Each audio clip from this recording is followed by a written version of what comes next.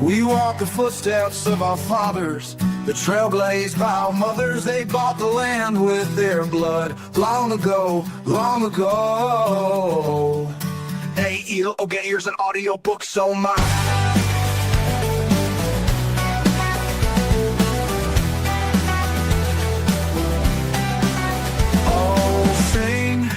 Sing of my Nazarene. Oh, weep for the blood of Ammon. Oh, cry for my Nazarene. Long ago, long ago. Aiel, Ogiers, and AudioBooks, oh my.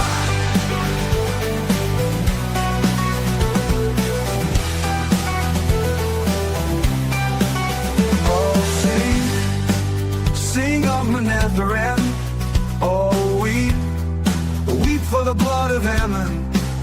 Oh, cry for my Nazarene. Long ago, long ago. Aiel, Ogiers, and AudioBooks, oh my.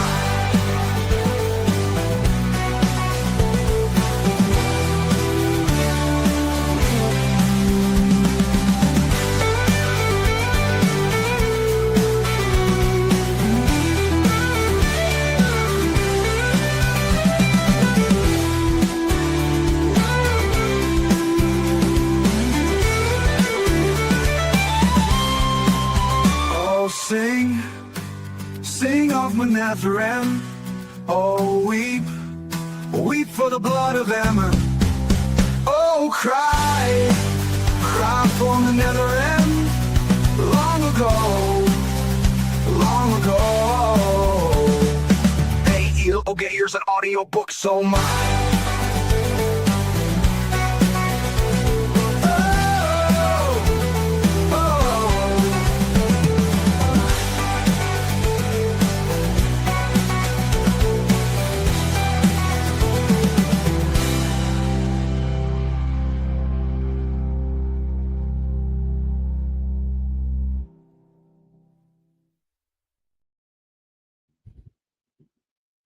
The wheel of time turns, and ages come and pass, leaving memories that become legend, and legend fades to myth, and even myth is long forgotten when the age that gave it birth comes again.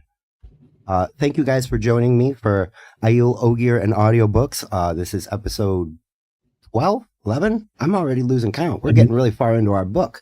But without further ado, let me bring my cohorts to the stage. I know there's a button, and I'm going to do it wrong again. But here we all are. Hey, wait, echo. There we go. You go here, you go here, you go there. Look at all that, rearranging. I can do it. Yay.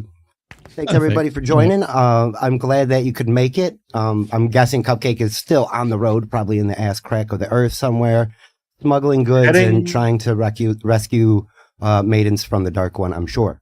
If you want to consider that long drive to Georgia Shore.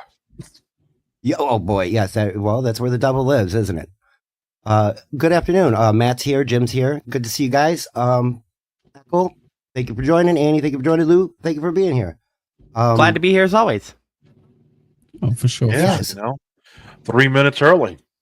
Thought we were going to have all right. I knew he was going to get me for the punctuality. I didn't even mean to hit 45. I was scheduling at 1 o'clock this morning, and I went through real quick while we're queuing the shits. I went back, I put the chapters in all our subscribe to Echo Pineapple. So the chapter numbers, it starts from the prologue, 1, 2, all the way up to where we are today. And I fixed all the all the ats are correct in all of the chats now, or descriptions. So Lou the Monster 2, because of certain things. And then the Echo Pineapple, it goes right, it should be your YouTube as well. And when I get less lazy, I will add everybody's Twitter underneath. I'm getting it together. Slowly but surely. I got a defense Berg as well, though, because last week we did say it would be at 12:30. So that was the time until I looked at the stream and it was set up for 45. So he was going to get shit either way. He was going to get me being like, oh, I've got to wait 15 minutes, or you guys being, oh, I've got to wait 5 minutes. So sorry, Spurgy. He was going to lose either way. Don't worry. Fair enough. That's the story of my life. I thought you did it on purpose. I was like, oh, sweet, I have an extra 15 minutes. So I paused listening to the book and listened to the new CoffeeZilla Voidzilla video about the Epstein files. I was like, okay, cool. Back to the book. And then I come back in here as I'm finishing up my getting ready, and I see the show's live, and I'm like, okay, I have a minute and 38 seconds left on the book, so it'll be fine, but it'll be fine. And that chapter that you just finished does end very abrupt. It's again, like, I feel like these last few chapters just end on a statement. And I think that's, now we're in the middle of the book, and I think that's designed to pull you along. So without further ado, chapter 33, The Dark Awaits. Our boys are still running. We're in the point of view of Rand. And he's basically in the back of a cart. They're heading east on the Camelin Road. In the back of Master Kitch, I wrote names down this time. His cart, Rand is daydreaming as the towns roll on past. He sees nice roofs, some trees, some things are happening. It's pretty comfortable. It's a lot of flavor text, a lot of, Annie, we're complaining about towns not being descriptive enough. Well, we're getting in between towns very descriptive right now. Quickly jumping ahead just 2 chapters. I did not complain about that with Camelin. I actually rewound and I was like, oh, hold on. I'm getting some good city stuff right here. I'm going to listen to this again real quick. As I was listening to it, I was like, oh, this is what you were waiting for. Just like Lou with the dagger. I know you were kind of anticipating that. There are things that you guys are going to enjoy. And I assure you it gets better. And with a little bit of worse in between. So we'll keep going. A merchant caravan goes by, and the boys are suspicious. Master Kitch even kind of like, man, these merchants, like he's upset because there's a lot of people just kind of showing up. And the boys being suspicious, Kitch notices that. And as they're going down the Camelin Road, they run into a Queen's Guard patrol. And they're basically like, the Queen's police, and they're like, they don't stop them, but they are looking in the cart and around the cart, and they see Rand and Matt in the back. I like that this is Rand and Matt's hobo era. Yeah, very much so. They are struggling these next couple chapters, in a myriad of ways, in my opinion. So they like, you get a good description of what the Queen's Guard looks like. They have like a white overtop with red, so they got white and red. They're in armor.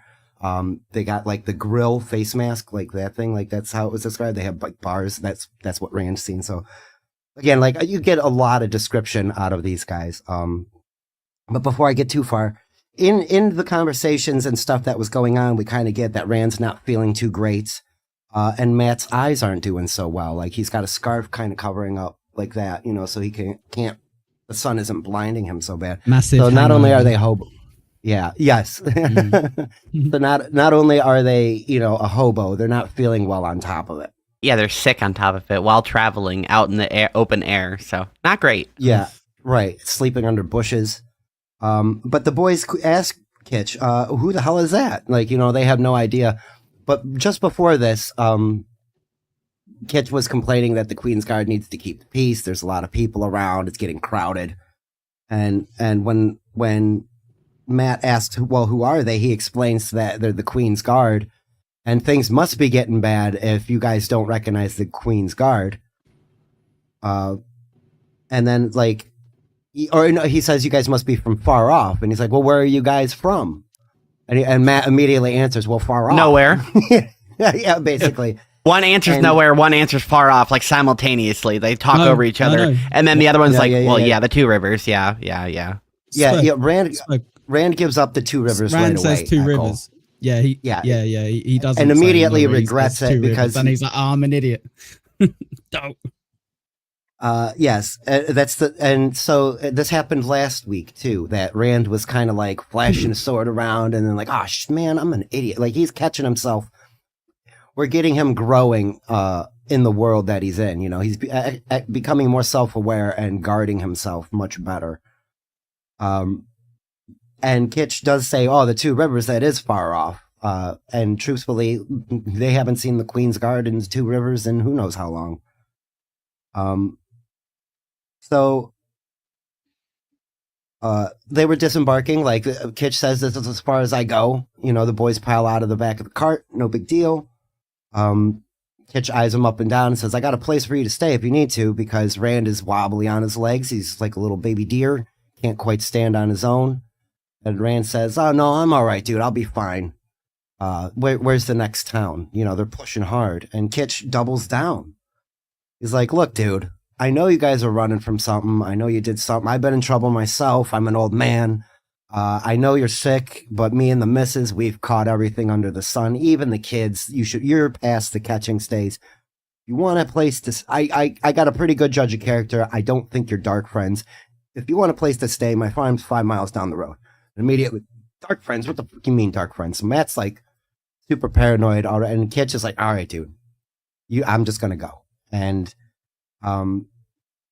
Matt's paranoia is no longer like endearing at all. He's like leaping out at old men who are being nice to him.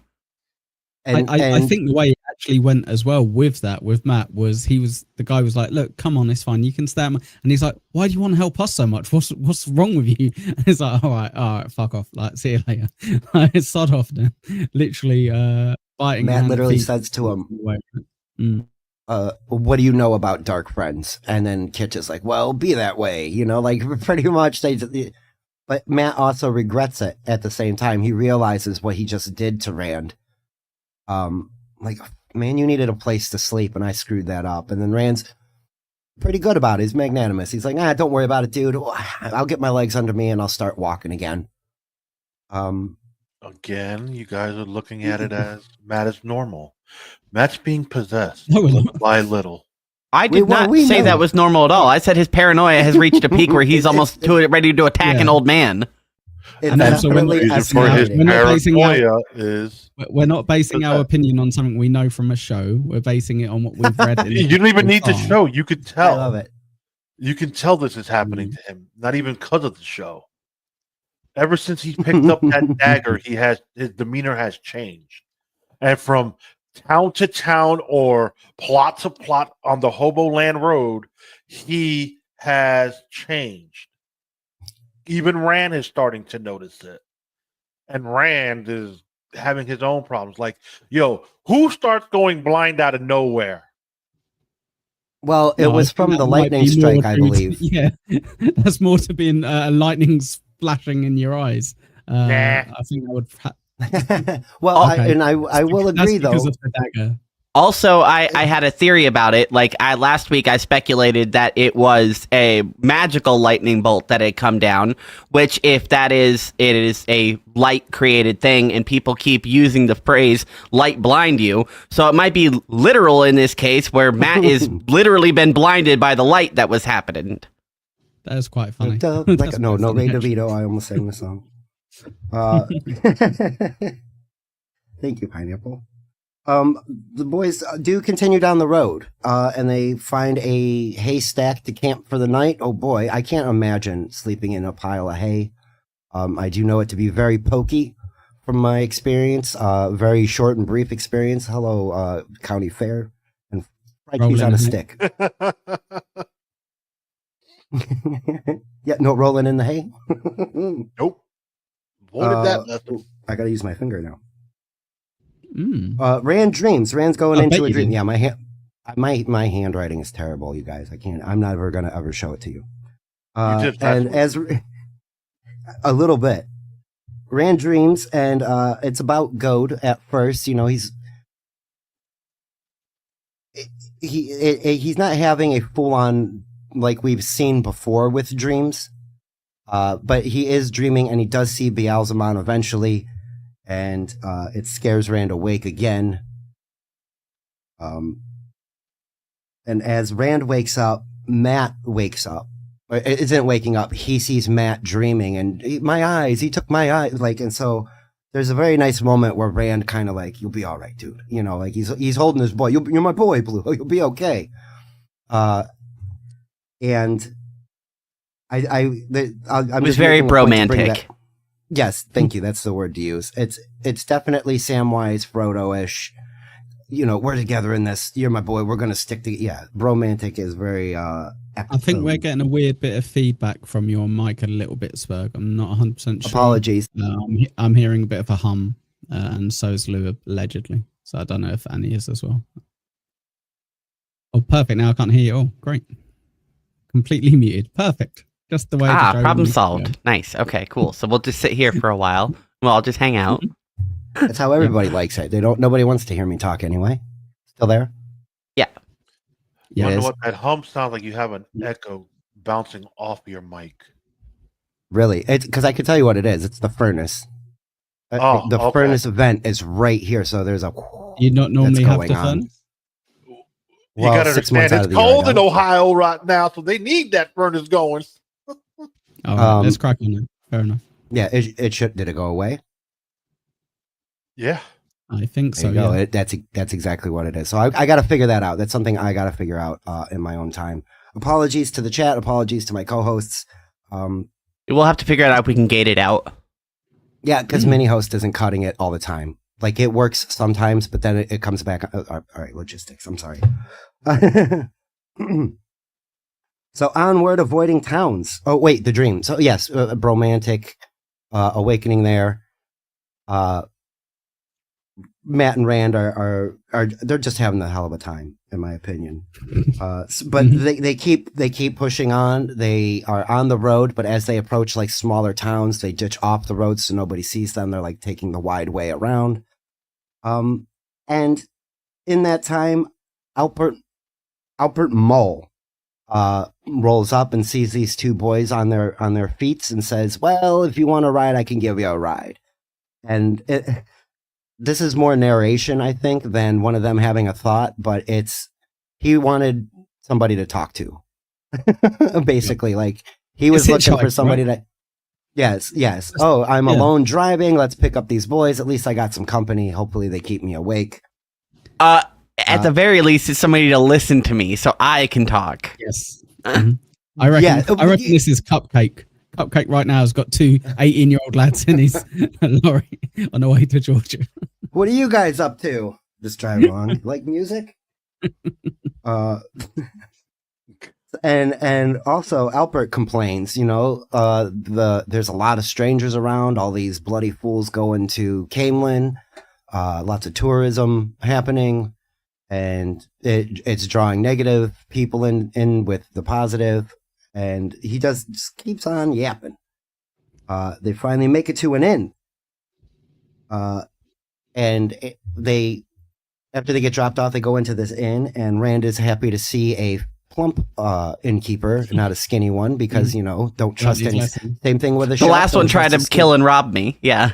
Yes. Mm-hmm. So that just hammered home. Like this was peppered out through the last chapters too. He's like, are all innkeepers fat? Oh, here's a skinny one. He's a piece of shit. Here's another fat one. We should be okay.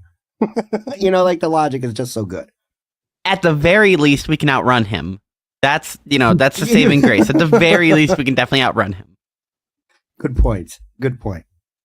So they start to barter for rooms instead of playing the flute or the harp and juggling and things because Matt really can't see. They just go ahead and pay, and it turns out it's ridiculously expensive.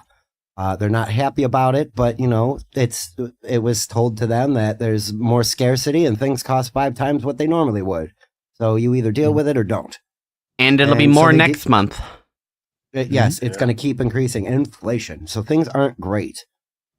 What's mad, Spurg?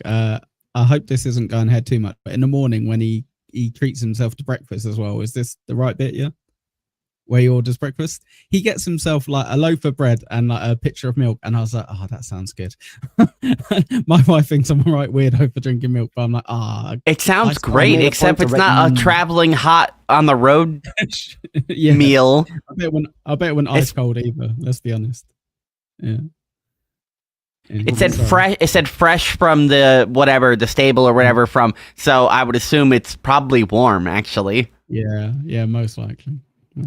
Well, they finally are fed and warming. They make mention the fire from the hearth is finally seeping into my ancient cold bones. Not ancient. They're not ancient. They're only like 18, 19. They slept, and I made a note of Matt's eyes, and I just wrote Matt's eyes. I can't remember if they got better or not. I think they got better here. He's like, "Oh, I can see." I But think maybe that's not here yet. I think that's in a couple of days. Oh, okay. All right. Okay. Yeah, I think So he's still maybe- having eye maybe- problems because he's wearing the scarf around and he keeps getting weird looks. Like it's dragging a little bit more That's right. attention than he would like because it's like, That's is that what it was. is that a Thank you. blind guy? Is he trying to like hide his identity? What's going on with that weird blindfold guy? And Rand suggests they should eat a little quicker to get upstairs. The innkeeper is a little surprised that they do turn in so early, but we know what they know, and they've had a hard couple of days on the road, and they need sleep. I would be sleeping about 12 hours, in my opinion. And like Echo just mentioned, the boys wake up, they go downstairs, they have breakfast, like I imagine a nice blueberry bread and a cold pitcher of milk. And so they're enjoying their breakfast, but then a man approaches. His name is Pater, Pater, I believe, because that's how we do it. Yeah, it's like French And Peter. Let's be honest, Peter. that's not his name because he goes, well, You can call me. Pater. Yeah, he kind of stumbles over it a bit. He's like, My name is two boys sitting on a bench. Wait, no. damn it, Yeah, that's you guys. Starts looking around. You're not going to you can Kaiser call Soze me your way out of this guy. Mr. Friend, first name Dark. Oh, no, shit. Damn it, I'm terrible. Yeah, basically, he essentially does do that, Echo. Yeah. They ask him his name, and Got so much attention. and so my note says he is a reluctant dark friend. He's like, I really don't want to do this, but I kind of gotta, because you don't know my boss. Yes, Starry, thank you for hanging out and spending your break with us. I appreciate you very much for a number of reasons. So this guy, like, he gives me like weird dork vibes because he just like the way he describes him walking in. He just has basically a fedora with a feather on it, and he's like spinning it around his hand, and then he walks around and sees the two boys, and he drops his hat on the floor and just starts staring at them like, It's you. now let me pick up my hat and keep staring at them. This is one It's- of the things that Spurg brings up every so often. It's just a good little bit of humor. Like, there's nothing wrong with it. It's kind of just like this guy was kind of like, Dark Friend? Yeah, that sounds great. I get all of these perks. I hardly have to do anything. I just stay in this village and keep an eye out for someone that's never going to turn up. Oh, shit, they turned up.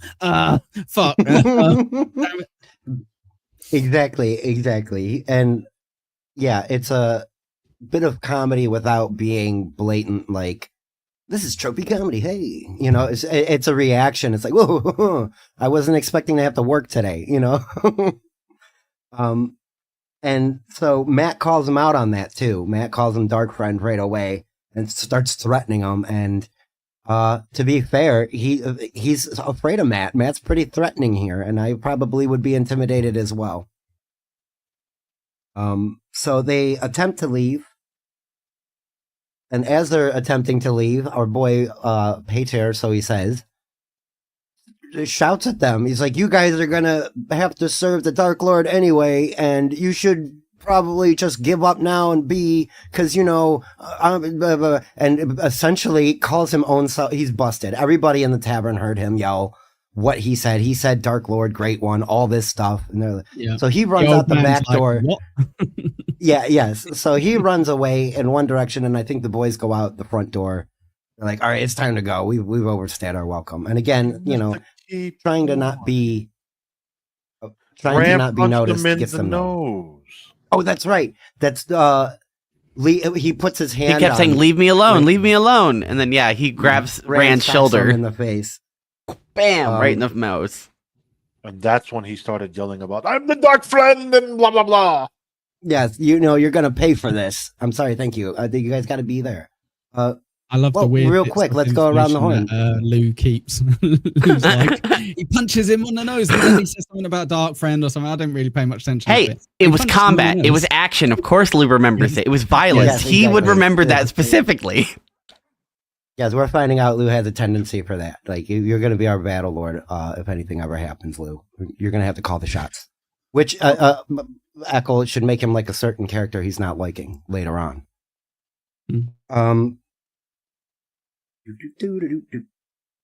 Around the horn. Oh, yes. Yeah, oh, yes. That first. So up until this point, they've been being chased. They just dealt with yet another Dark Friend. What do you guys think so far? Like, this is a long chapter, so we're about halfway through, almost 2/3 of the way through.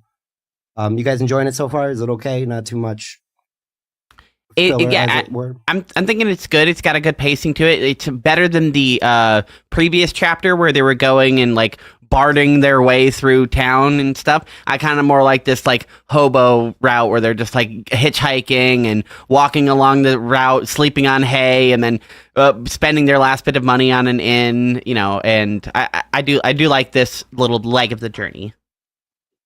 Nice. I'm opposite. Like, I enjoyed the Yellow Brick Road walk last week, and this week I'm literally sitting here. I'm like, fuck, this one's an hour long. I almost fell asleep through it. But once I heard the punch, I was like, pow, yeah, wake me up again. See, there you go. We'll come right back up. And I think that's Robert Jordan's like thing. He's gonna lull you in a bit and then bam, right in the gut with a little. I mean, yes, the chapter gave us little, tidbits of stuff. The fever, was the fever in this one, or is that the next chapter? I don't remember. Next. No, not yet. Okay. Yeah. Or towards the end of this, actually, towards the end of this chapter, because they do run into each other. That was a fun little sequence because now you got problematic Matt being the caregiver. Yeah. Well, all right. Well, Echo, any thoughts up until this point? Because then we'll get right to that. Yeah. No, of course, yeah. So I like that we're going from, we've had like the hamlets and villages, now we're kind of going through the towns, and as it goes through, you're kind of seeing the difference where they've kind of gone, oh yeah, we can kind of turn up, play with a flute, barely be able to play anything, do a little bit of juggling, and we can stay. Here, where there's more people, and you'd think more opportunity, they're struggling, they're staying in hay.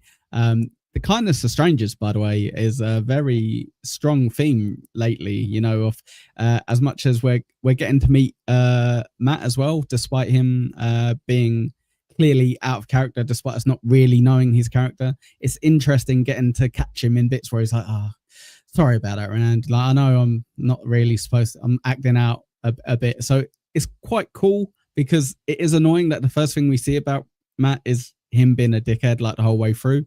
But just put that in like back of your mind that, okay, he's still kind of being okay, despite him obviously being a dickhead a lot of the time. So yeah, I like to back you up on that.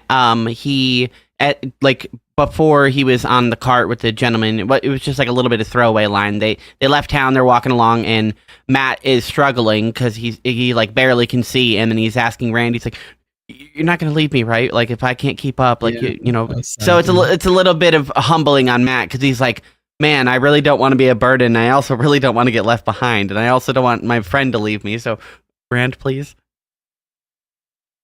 No, he definitely catches himself a few times, doesn't he? Where he knows he can push Rand to a degree, but he's also kind of like, I am being a dick. So I find it interesting in hindsight, kind of looking back at that. But yeah, go on, Spurgy. Yeah, he's definitely being a bit self-aware about his douchiness. And that was a moment that I didn't mean to miss, because that does humanize Matt, even though he's being combative with any stranger. And again, they also had conversation in passing if everybody's dead or not. Like it was again another quick throw. No, they're fine, because Rand is constantly reassuring Matt along this, and that's kind of where we're at.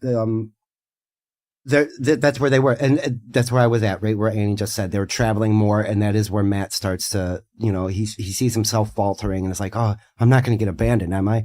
So his paranoia isn't only external; it is internal. He is worried about just being left alone, which is also a frightening thing if you're not one of those types of people. I'm not necessarily lonely when I'm alone, but I do see a lot of other people who just they got to be on the phone or something. It's kind of. You just need company, So as they go on, they do. Yeah, I did make Rand punch his pater. See, I did make a note of that. This is where I find that Lou made a point to say they're relying on each other hard now. They're propping each other up. They're barely making it.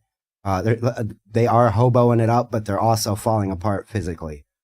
All that walking eventually catches a toll, and that's and malnutrition. That too. They're not eating right. They're not eating any type of meat or cheese. A little bit of dairy and bread is all they've had so far. And so as they approach the next town, Matt finally convinces Rand to play for room and board. The inn that they run into, it's super overcrowded. So, there's... And the innkeeper makes a point to say that there's a bunch of fools here that are here to see the false dragon. So there's a lot of people moving towards Camelin to go see the Loghain, the false dragon. Dun, dun, dun. And so they are starting to barter for their room and board because the innkeeper pulls them into the kitchen so they can actually talk because the room is so loud with din. And Rand has a cold chill. Something happens, and a weird thing is, and like from Rand's perspective, we just see him Matt arguing with the innkeeper now, and one of the serving ladies is kind of looking at Rand, and Rand's very disoriented and realizes that he has fallen over, and Matt is pulling him up to his feet, and they essentially get kicked out. They go out into the backyard, stable yard, I should say, of the inn, and it's Rand's turn to apologize. He's like, "I'm sorry, Matt. Like, we needed to sleep here. You should have had a bed tonight. I didn't mean for that to happen." And Matt is very concerned because he sees his friend now. A fever is happening. That was a cold sweat, and then it moves to a fever. But they go to the stables, and Matt makes a bed out of hay in one of the far empty stalls. And tries to cool Rand, or he went from a chill. He tries to warm him up. Then Rand starts having a hot flash. He's like, "Oh, I gotta take my shirt off." All this stuff. And Matt gives him a little bit of water. It's okay. He tries to offer him food. He's like, "Ugh, food, no. Like, I don't even want to eat anymore." So didn't Matt do something quite clever here? Before Rand thought they were fucked, right? And they didn't have anywhere to stay. And he kind of went, no, like the guy was so scared of you being ill that I managed to kind of swindle us somewhere to stay, because otherwise I said, we're just going in the front room with everyone, scare them all off. Now that shows a bit of the real Matt, by the way, just as a heads up, guys. He's very good with stuff like that. He's clever and can also manipulate a situation for his favor like that, because that was a smart thing to do. Matt does again, and in the stable, he's like, "Oh yeah, I can squeeze anything out of this guy right now. I just got to threaten him the right way. I can if you want food, I can go get it." And he also makes a point to say that he can't carry Rand up to the hayloft. Rand can't climb; like, he's in bad shape. Otherwise, they wouldn't be in a stall probably 3 feet from a pile of poop. Again, trying to just set the scene that it's kind of rough for them, even in smell. And Matt is tending him because Rand is going through like waking nightmares, having hallucinations. He's seeing things that aren't there. First, he sees Egwene, and "You kill us all!" Like a very terrible vision, in my opinion. His future wife is now damning him for their deaths and all of this, and like, "You're never gonna see us again." Whoa! And she walks off into the shadow. I like that during that dream, he is though like, "No, that is, I know you're being all spooky and evil and stuff right now, but you are incorrect. Like, no, that isn't how that happened. No, that's not true. Egwene, come back!" Oh, dang it. Well, yeah, she just good thing that was just an evil dream, Egwene, because that would have been really upsetting. He is sort of aware that it is kind of not happening, but he is seeing it. And then he sees Tom, and Tom is like kind of grinning at him and juggling. Also warning him about Aes Sedai again. The price is always less than what you think, but it costs more than you could ever imagine. Letting him know that not to trust them. And then Lan shows up, and, "Oh, do you deserve that Heron Mark blade?" And start like, these guys are way out of character, shit talking Rand in this hallucination. So it's everyone Rand's apart own from self-doubt. That's perfectly in character. That's true too. You see it under there. This I did today. Mm-hmm. There you go. And then he goes into he sees his father, Tam, and this is the one that kind of makes Rand a little, and goes into the spiel. "Who am I? What am I?" Giving us the Neil Breen, "I don't even know what's going on anymore." And You are Randall Thor. And Matt is again tending him. You are Rand Althor. We know who you are. You're my boy. I'll hold you till you get better, Rand. And checks him and see that the fever. Come here, bud. Yeah, double cuddle this. This chapter. And I'm pretty sure the fever breaks here. Like he checks him and he's like, "Oh, cool. You know, the sweat's gone. Your fever's broke. I knew you'd get better." Does he start sweating? Is that what happens? Does he start sweating and they're like, "Oh, cool. That means it's broke." Yes, that's it. Okay, you're right. He's like, "Oh, I felt all sweaty," and then he's like, "Oh, I feel sweaty. Brilliant!" Like, right? You don't. I get you. Like the fever makes you feel hot, and then when the fever breaks, your body starts naturally cooling yourself down by sweating. Okay, cool. Yeah, so him sweating was a sign that his body temperature was getting correct. Yeah, exactly. Yeah. Oh, good. I learned something today. I also learned a second thing. A hamlet is a name for like a town or a village, a little hamlet. A small one. Nice. Yeah. All right. That's new to me. I always just knew of Shakespeare in the play. I didn't know that I thought it was the name of a person. It has to have like certain criteria, though. It's like the difference between a street, a boulevard, an avenue, and a road. You know, all of them have a thoroughfare, which is the road, but you know, an avenue has like public service plus that. You know, they all have a classification. That's why they're different. I'm definitely not Googling this, but it's a small settlement, generally one smaller than a village, and strictly in Britain without a church. Oh, no church. Oh. So smaller than a village and plus usually doesn't have a church. Yeah. Good to know. There you go. Hey, look we're learning.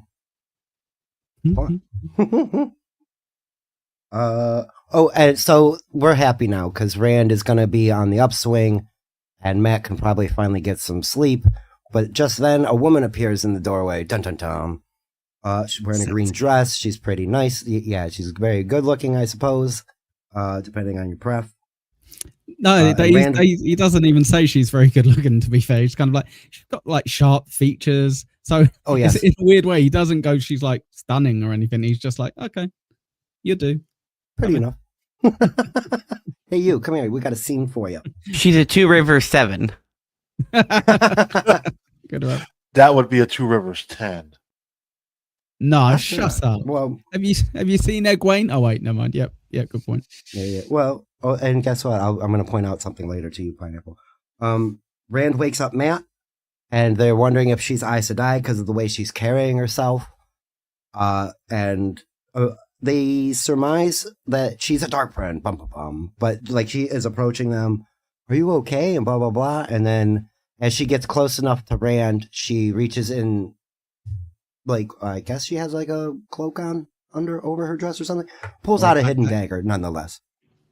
Who? Nothing. I'm sorry, Karen. And she goes to stab Matt, I think, and misses and stabs the post behind. And the blade starts hissing. It doesn't catch the one on fire, but it starts smoking. Super dangerous dagger. The second one. Mm-hmm. And so they disarm her, knock her to the ground. I would like to just, focus real quick. The enchanted dagger, really cool. And if Cupcake was here, I'm sure he would have some comments on it. So I miss you, Cupcake. Yeah. Yes, another magical one. Dickhead. So unreasonable. Just having a job. I mean, God, man. Yeah, exactly. Stream this once a week. For nothing, right? Supertip.gg/echo for not for nothing. Yes. And I forgot to pin that. See, I'm always confused. Mm-hmm. But Matt wants to finish the job. They disarm this dark friend. She's evil, and Matt's like ready to go kill her. And Rand is like, you probably don't want to do that. And he convinces Matt to, yeah, you're right. That's a little extreme. How much do you guys think that's dagger influence or the character? Well, I would say this woman's probably a dark friend, so it would probably be about an 80-20. 80% she likes to be evil, and 20% probably influenced by this magical dagger. Oh, I think he means Matt wanting to kill her. I think that's what he's asking. Oh, the other way well, around, in this circumstance, probably very little. I think if Matt would have had a baseball bat, if he would have just had his slingshot, if he would have had his bow without the string on it, I think he still would have fought back. He just used the dagger because he loves that thing. No, okay. I think he means, how much do you think him wanting to kill her afterwards, once they've restrained her, and he's like, we should kill her, do you think that's what Matt would do, or is that influenced by the dagger? Is that right? Well, that part specifically, then probably dagger influence, because I think it's definitely that, like, schizophrenia thing that he's got going on, you know. He did the correct thing, and then once the situation resolved, he's like, well, I still want to kill her. Yeah, he's a bit zealous. You could tell he's definitely influenced by the dagger, because the Matt we know is a prankster, a jokester, likes to be non-confrontational. When he left the Two Rivers, non-confrontational, chill dude, but left the Shadow Realm, he's become an evil version of himself. He's quicker to the anger, quicker to the stabby if he's allowed. For sure. Yeah, he's been on that a couple of times, huh? Yeah. Yes, Echo. Yeah. So I'd agree with 2 out of 3 there. I think what's your third one that you said? Anyone remember? Because that's the one I disagreed with, so that's one that I need to mention. Me? Lou, you're the one who... No, Lou, the one who just said it. What was the third thing you said? His stabby nature.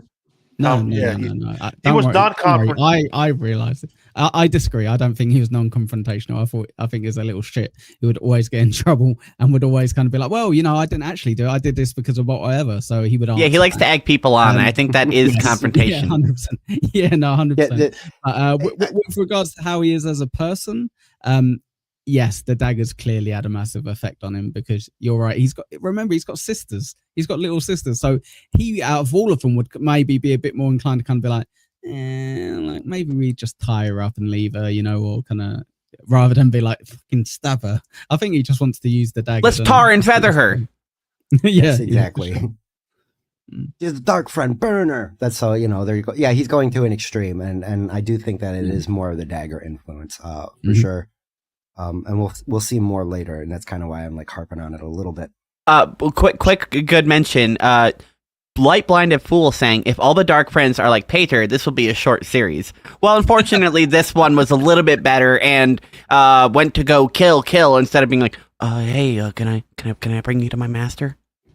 Yes, yeah. This was the second Dark Friend this chapter, so you know, man. The first Dark Friend, you can tell, wasn't expecting to find nobody. He was more of a chill Dark Friend, like you said. He just wants the perks. Yeah, he was. That's exactly right.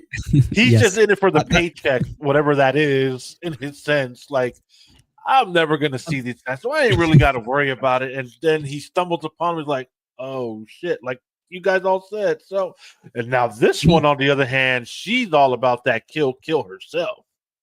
But Matt beat her to the punch. He's the kind of Dark Friend who gets that high interest credit card and goes, it's fine, it's free money. And then a year later, it's like, yep. What? I'm in crippling debt for the rest of my life. Yeah. Oh, man.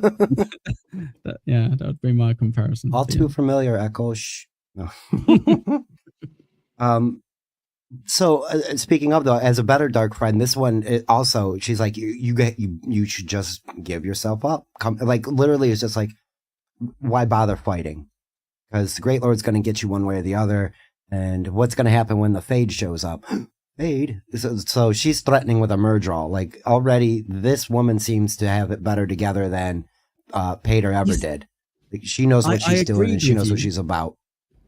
I agreed with you up until that comment. And I thought that when I heard it in the book, when she was like, well, what are you going to do when the Fade comes? And you're like, that's the slap head moment where you're like, shut up, bitch. You're supposed to like stall and keep him there. You're not supposed to go, you should probably all run away now, unless that was deliberate. So they left her there, which is brilliant. If there was no Fade and she was bluffing just so they would fuck off, then she's a brilliant Dark Friend and she's a lot better than Pater. So flip of a coin, right? Good point. That's a good point. Like, because if she would have kept him there, other people could have showed up, especially a Fade, because we know how they move. But they do. They don't flee. They do leave. They're like, we got to get the hell out of here. And they do find another sympathetic ride on the way. And it turns out to be Master Kitch again. Like, that was what I was confused about. Like, No, in my different chapter, guy. It's it not is same a one. different guy. Just the similar Kench. name. There you go. I Thank must you. have. Kitch was the first one. Kench is the second one. Is that okay? He is screwing with. Oh, me. they all right, look the same to you, Spurg. They all look the same to you. Is that what you're all saying? cart drivers Oh my look God. exactly the same. They all have a They- You know hat what? and a It's pipe. just not him. There's a lot of Because- similar names. There's a lot of last names that end in A-N-E. There's Fane, Thane, Bane. You know, there's Yes. a lot of, yeah. Okay, so I just wanted to be Who sure would have because thought of a Ken and Kench? Not I. that's what I mean. Like, and again, like reading. This is where reading beats the audiobook. Like, if I would have read a separate, I name, also yeah. thought that too. And I was like, do I need to rewind and double check? And I was like, no, they're just very similar names. Okay, it's fine. Yeah, I'm gonna stick with that too because that's exactly why I got. Otherwise, it is Go the check same that. last name and a different first name, and they're like brothers or in the same family or That's something what I- like that. You know, but That's I'm what I pretty had sure you are assumed. correct. And the first name was Kitch, and the second one is Kench. Again, the names just go over my head because they're insignificant characters. You're totally correct. It doesn't matter. And that is the truth. Like, they just get names. A lot of these guys just get names. I skipped the second innkeeper's name, but I did remember the I did write all the cart drivers down. You're accusing me of being cart racist. I was sort of. They get lucky every yo. This travel is like, hey, another cart driver here, another cart driver there. Yeah, buddy, you need a ride? Do you know? Keep me company. Do you know they did a different version of this book where Egwene and Nynaeve were traveling the same direction as Rand and Matt, and after ended with a brutal double rape, so they had to cut the series. Because yeah. that just wouldn't work. Mind I don't sending me think that it could over? be- it just had to wouldn't flip it work the same around. way. These That's two the 18-year-old, 20-year-old women traveling by themselves, these guys wouldn't be as nice as they've been, that's for sure. Jesus Christ. Nope. A lot of that, yeah. Especially if you veer into the grim dark Game of Thrones style of environment. It also helps that that was Rand is carrying a sword on his waist at all Mhm. times. So anyone could be like, He's fine as well. look, Mhm. either you have a sword for no reason, or more likely you have a sword for a reason. And I don't want to know the reason, so I'm not going to mess with you. Also, There's a lot of let's that. be honest as well. They're like farmers or whatever they are. So they're maybe like 6 foot, but they're like in their 60s or 50s. He's this 20-year-old, 6'5" giant freak with a sword. Even if he doesn't know, even if he grabs it by the blade and it digs into his hand, he'd still club him to death with the hilt of the sword. So yeah, it's a Correct. wise Correct. move to just be nice to. But all the cart drivers ended up saying the same key phrase. I don't want no Yep. trouble. I don't Yep, care what I your was just trouble gonna is. bring it up. I just don't want the trouble. I don't know what you're running from. I don't want to. Yeah. I don't know what you're running from, and I don't need to know. And that was definitely a theme running out. Mind your business, and you'll be all right. Because it is true, you know. If it sucks because then other people are getting away with things because everybody's minding their own business. But minding everybody else's business to an extreme isn't that great either. I feel like that's real world right now. Everybody's looking at everybody else and quit wagging your finger at me. We need to get back to a nicer balance of minding your own business yet being aware of your surroundings. And I think that's what the cart guys are trying to be. They're minding their business yet aware of their surroundings. You know, they know that these two are up to something, but we don't know what. And I don't want to know. If I just go that way and you go that way, we'll be all right. Excuse me.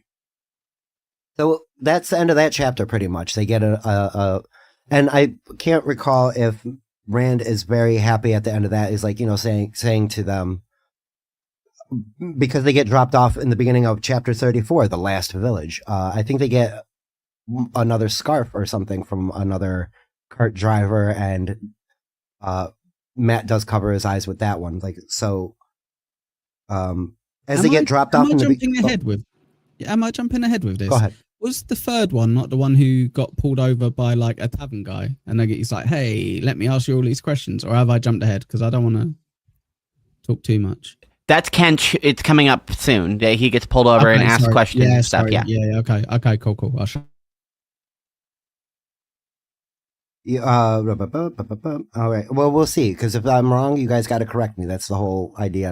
I don't think you're wrong. I just for cautious for a sec because I remembered. It's on the second leg when it's closer to Camelin.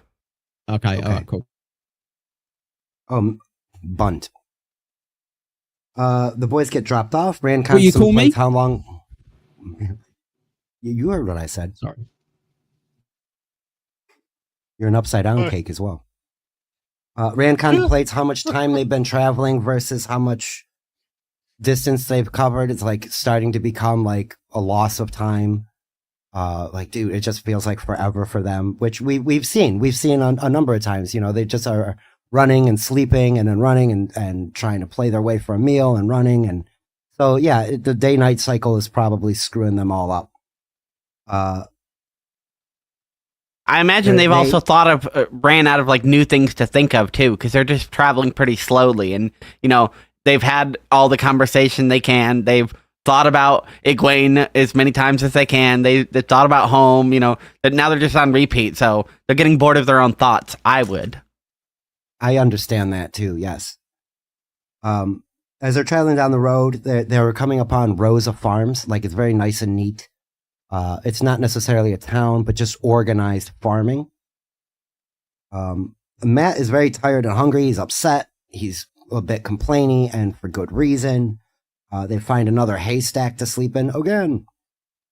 And not very happy. They're both feeling very alone, in my opinion. I'm getting that vibe so far from this chapter, that they're just, you know, by themselves, and they're again contemplating that they might actually be alone because they haven't seen anybody.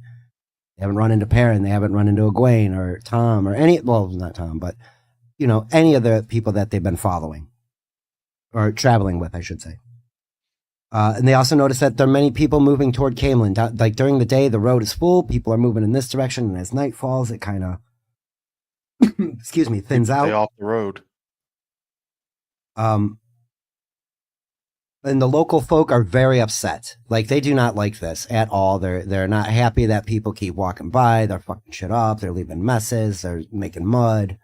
And so all the local farmers are just like, ugh, like are very much disgusted by all they openly sneer at these people. Sometimes spit at them. Merchants bullied their way past Rand. They just like roll up. There's like a train of merchants and their guards coming through, and they're cracking whips and right at them, like at people. And Rand almost gets hit right where his head was. And I think one of them does whip him in the side of the head, and he almost loses his eye. And like he's like, "Oh shit, dude!" You know. And these people are not friendly at all. They're just like, "Get the fuck out of the way, you piece of shit!" You know, basically being extra mean. You're in my way, chump. Right. But Rand pushes on. You know, pushes past. A very weary Matt keeps protesting, but they're pushing on. They're just like, "Dude, we got to keep going. Come on, we just got to go." Yeah, at this point, Matt got his eyes back somewhat. There's a little disconnect here. I missed something. Rand sees two men, and they get to another little town, and they're like in a back alley, and then Rand sees two men, and the two men see them, kind of, sort of, not really see them, but like, so Rand hides deeper in the shadow, and he hears a conversation between a rotund guy and somebody else who's hiding in a shadow. And immediately, like us as the reader, we're like, "Oh, this guy in the shadow, that's not good." And Rand sees the guy in the shadow go away, and the innkeeper's very nervous and, you know, having a conversation with the guy. And the guy just disappears in the shadow. And I think Rand puts it together. He's like, "Was that a Murdral?" Like he wasn't sure, but he's sus of it. I love that situation there, Spurg, where there's someone behind a corner, cloaked, hooded. And in my head, all I've got is it's either a fade or it's like Tom Marilyn, because that's the whole thing with this stuff. Is it's either someone who's like, I thought you're the bad guy, but it turns out you're like the person we've been looking for the whole time, or it's a fade. So yeah. And the boys have already been faked out whenever Tom flipped his cloak inside out and came around the corner. They're like, oh crap, is that him? Oh wait, no, that's not a black cloak. It's like actually really dark brown. My bad. Okay. Definitely paranoia out of these two. And speaking of the shadowy figures, the guy he's talking to is also very nervous and paranoid seeming because of whom he's talking to. And it turns out there was somebody watching him. Bum, bum, bum. And the innkeeper is busted. He's caught talking to that guy, and he's like, I don't like your friend. And so the innkeeper explains, he's like, these two boys stole a sword from my friend, and he wants that back, and he's going to pay well for both these boys. And they're thieves, and it has a heron marked blade on it. Oh no, we know what that sword looks like.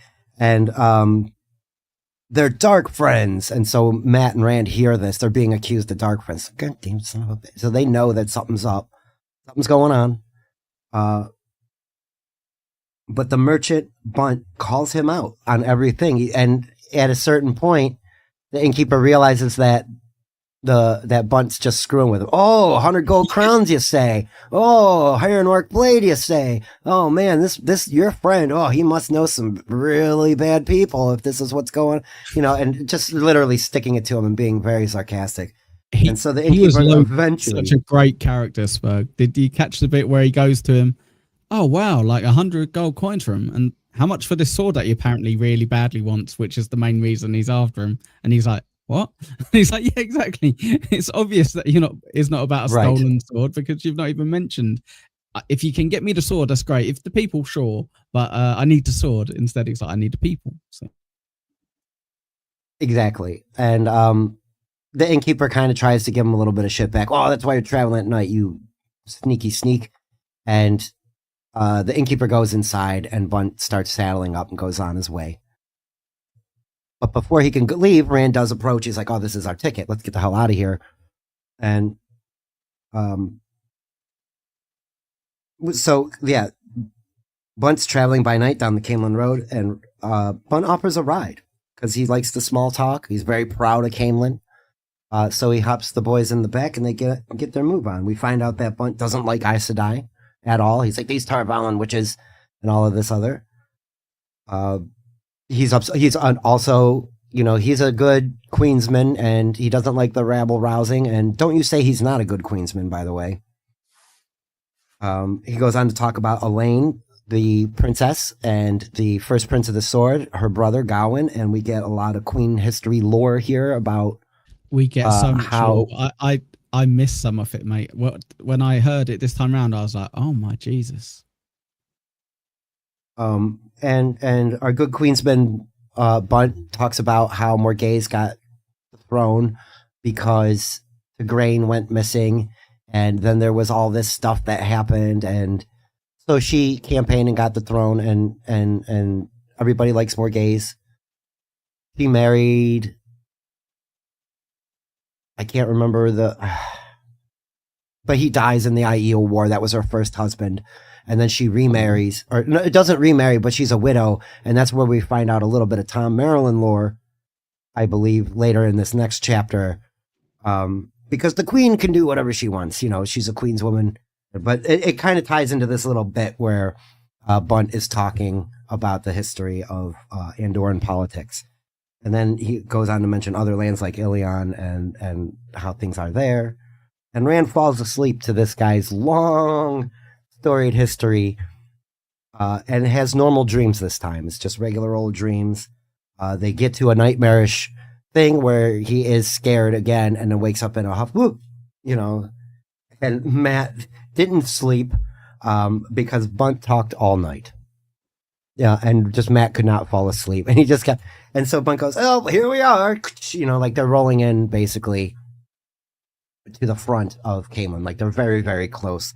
As this shorter chapter kind of comes to a close. It's about a half hour long. There's not a lot of descriptive flavor text. It's basically Bunt doing exposition drop.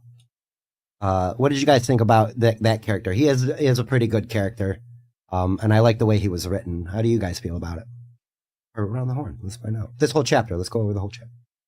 Out of all the cart drivers, I liked him the best because he had the most to like kind of exposit and dump on it.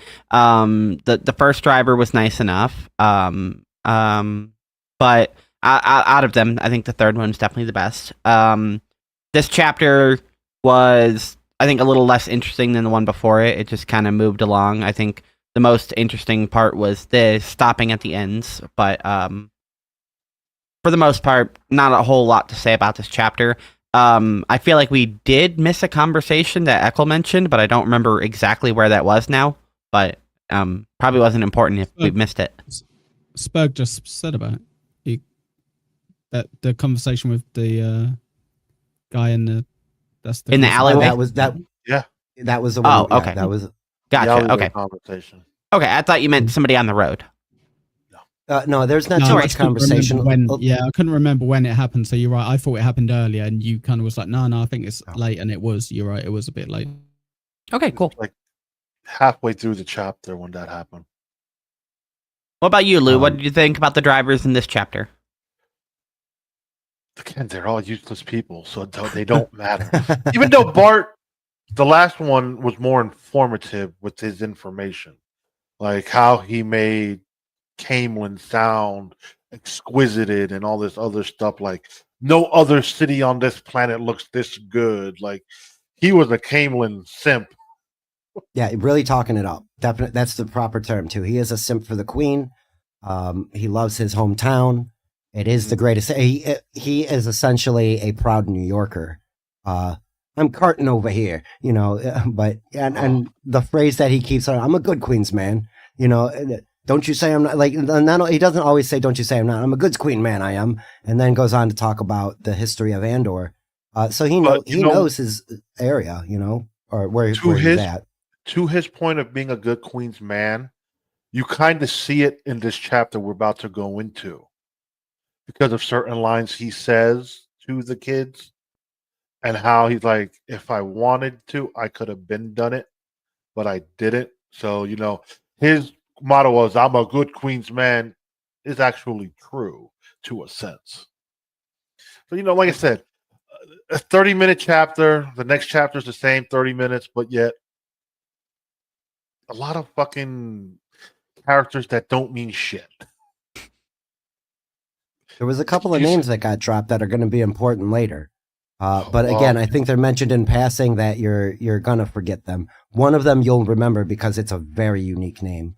And I do enjoy that. So you'll have to remind me. Oh, and they also, that's what I did skip. One of the things that I didn't want to skip during one of Rand's dreams, where specifically the dream where Tom Maryland showed up. It might have been this one or the previous one, but he was warning him about the Aes Sedai. Who's going to come for you? The red? Maybe the black? So we got two distinct mentions of Aja colors. And I think this is the first time they mentioned the black by name. And it was just kind of hidden in there. It was just swept in there. So the red and the black already have, amongst the Aes Sedai who already have a bad reputation, the red already has an even worse reputation. Well, but it's showing up from Tom in the Nightmare. He's warning that, like, he don't like Aes Sedai, but these ones I really don't like. And black is kind of obvious that they're probably not friends with the rest of the Aes Sedai. What else happened? Spoiler. Well, you can piece it together. It's not. We're all smart here, I think. Eckel, what did you think about all of this? Like, because that conversation was pretty good. I do think that was a good conversation that you had brought up. I'm glad you didn't want to skip it. No, it's a brilliant conversation, and I'll be honest with you. The info dump that he does, it's great because we always had Tom beforehand, and he's right. She's kind of like, we always have Tom to rely on. He's kind of like, well, as we know now, he was a former like court bard and what have you. So I have all of these stories more than anyone else. I can drop all this stuff here, and then conveniently, we've just got this guy who's good, who can give us a great info dump on a load of stuff that's happening in Camelin, which is amazing. he reminds me very much of the old man at the pub, you know, that no one would ever mess with, who's a bit racist, but he's like, God bless the Queen, you know, God bless the Queen, like stand up at the national anthem and all that stuff. And he's kind of, because you can tell if he saw the children light, he'd be like, yeah, God bless you, yeah, thank you, or light bless you, yeah, thank you very much, keep up the good work. But if it came to the Queen, he has that as a higher priority, it seems anyway, you know, because he hates the witches and what have you. But if she says that's what we got to do, then fair enough, you know, we'll put up with him. So yeah, he's a good old lad, I think. Yeah, because he does mention in his ranting and ravings that the Camelin is currently occupied by an Aes Sedai, kind of right hand to the Queen currently. Yep. In his ramblings, he also mentions again something about the cutting of the tree and the Aiels being mad about it. The Black Veil, yeah. Yes, the Black Veil Aiel coming over the spine of the wall because of the Aiel War. And yes, he was, even like you were just mentioning, he's very patriotic. Excuse me, even to the point where he was saying that the Aes Sedai don't need to be so close to the Queen. And that's been a tradition for 3,000 years, sending the next queen in line to go train at the White Tower, you know, and sending the first Prince of the Sword to go train with the Warders. So Camelin, the capital city of Andor, is very much tied to the White Tower and in support of the Aes Sedai, aka Tar Valon, which is depending on your point of view. But yes, it's an Aes Sedai advisor, Annie, that Elida, I think they mentioned her name, Elida. She has a long name too, another one.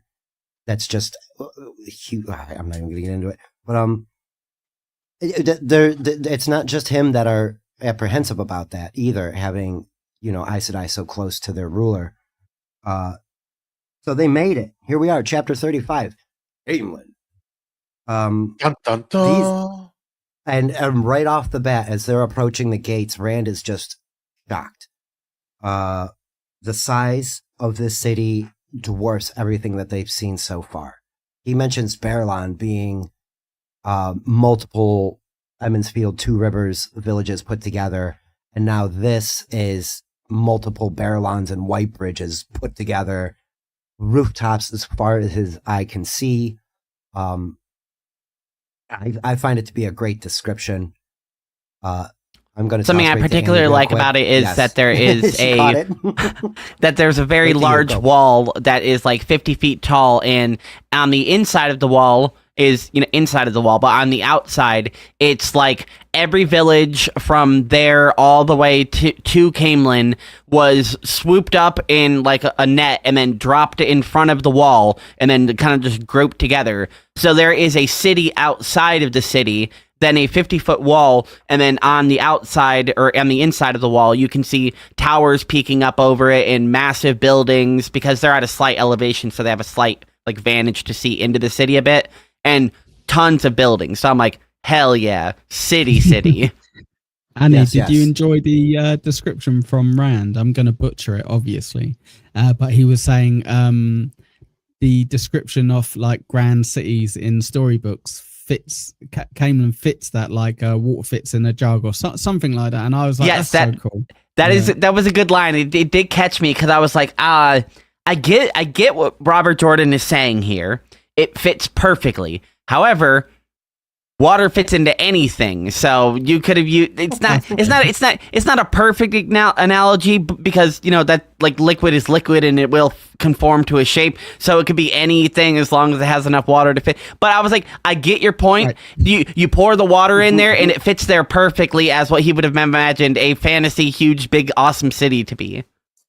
Annie, I'm gonna make you eat your words there. What you're gonna do? Okay, you're gonna get a jug and you're gonna get a boot. Okay, you're gonna fill both of them with water, and then you're gonna leave it for a bit, and then see which one fills the jug perfectly, and which one is seeping through the boot and just leaving you with a soggy boot. But yeah, you clearly have shitty boots. Here in America, we have like waterproof and they're steel toe, genuine leather. So okay, you record it. You record it, and you show me it perfectly staying in there. That'd be perfect.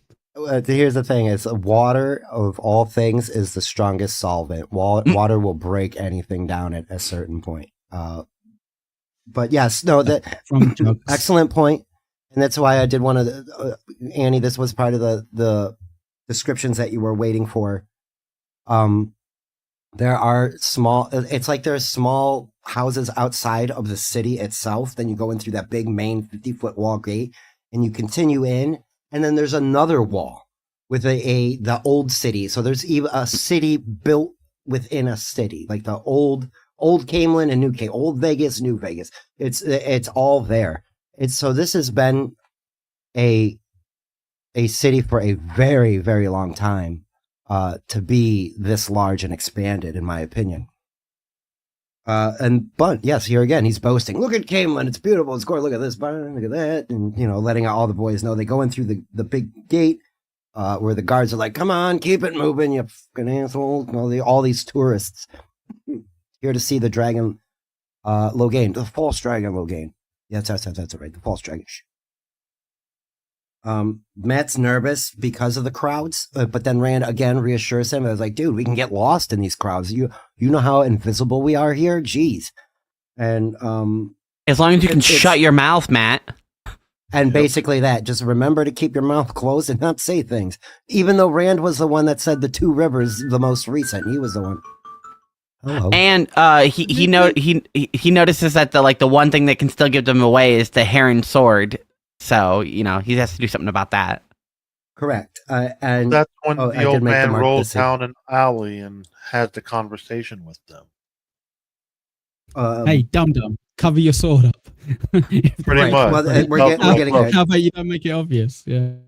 The city within a city, like that's like you mentioned, the extra spires and everything that you can kind of see off in the distance. And Rand observes the city folk, like you just mentioned. There's people walking around. They are carrying swords. Some of them are swaddled with red and white. Some of them are also swaddled with white and red, reversed. So there's something interesting happening there. But then, as Bunt is dropping them, exactly, Bunt is dropping them off and asks Rand, or it doesn't really ask him about the sword. Kind of mentions it and is like, "You need to keep that covered. I don't know where you got it from. You should probably sell it, get rid of it because it's definitely marking you out." And Bunt says the same thing. "I don't know what kind of trouble you're in. I don't want to know. I've been in trouble myself. You guys seem like good lads." So he offers some sound advice. And then, I can't remember what exactly happens, but one of the boys says something. He's just like, "All right." And then he just leaves. Like he just turns it and doesn't look back at them. He just lets them be. Which he just says like, I never saw you. And they just basically are just like, "Wait, we never met you. Never saw you." Yep. Kind of plays along. Yep, never met you either. And when so that's the feeling I got. Mr. Bunt is gone. Yep, that's the feeling I remember having. It was just like, yep, you go that way, I go this way, and nobody knows anything any of the wiser. And I do like that. I like that guy so much. Yep. I'm sorry. Go ahead. Bunt was the nickname of my granddad, so I think I was subconsciously. It's a weird one, isn't it? Bunt. It's not a very normal name, and I was like, "How did it take me that long to realize?" But yes, there you go. Bunt Pineapple was his name. Hey, also a cake, both of them. And that makes sense because he is grandpappy like to these guys. He's telling them all the stories about the history of his favorite hometown, and he does care for them a little bit. He's like, "Look, I know you're in trouble. I didn't see you. You didn't see me. Good advice. Be on your way. I'll be on mine." And washes his hands. That seems like a very, at least. Oh, and I think Rand says you're one of the best people that we've run into since being on this, because he was so nice to them, which is great. And I think that made Bunt feel pretty good on the inside as well. Gave up 100 gold crowns for it. That's pretty insane. And he said that. He was like, "I knew it wasn't if I thought you were what that dude was talking smack about, I'd have took you right in the end." And he didn't. He really smart guy and could read people better. We see a lot of general disdain, but our boys keep running into maybe one or two good people. So that does kind of reflect in the real world as well. Like when I go out in public, everybody seems like, upset and gruff, but then you have a conversation with a guy in the line at the grocery store, and it makes it all worthwhile. So it's kind of nice. And I do like Robert Jordan's writing, like you mentioned, with the water and the jug and things. He does later on, and I'm gonna echo. There's just a change that happens where a character gets introduced, and there's just phrase after phrase of sayings. And this time around through, I was just like, ugh.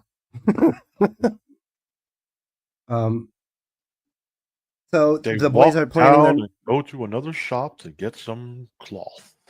That's right. So they plan their next move. And Matt again. They're all dead, and they're like, "No, they're alive. We're alive. Everybody's gonna be all right. We'll wait out. Chill here out, and Matt. Stop I know, saying everyone's dead. Jesus Christ. Negative Nancy. Oh, yes. Like this is like the third time though. Like in the last 3 chapters, he's just like, "We're alone. We're dead. We're all." He's very much turning it on himself. It's kind of not great. So they start asking for directions to the Queen's blessing, and again, people are just like, "Meh, go away." And everyone is sick of the tourists, and then on top of that, they have the tourists that are just there for Logain, and most of them are, as you mentioned, like they're just trampling over stuff, hopping fences, doing whatever. So they're a problem. Yeah, nobody is happy that the town is just, and again, like you just said, mostly for coming to see Logain. It's like a silly reason. I don't know what to compare it to real world, but it is funny to me. Just like all these people showing up, like a concert or something. Oh, the Beatles are playing in New York, Madison Square Garden. It's just like everybody from across the whole country is going to Madison Square Garden to see the Beatles or something. You know what I mean?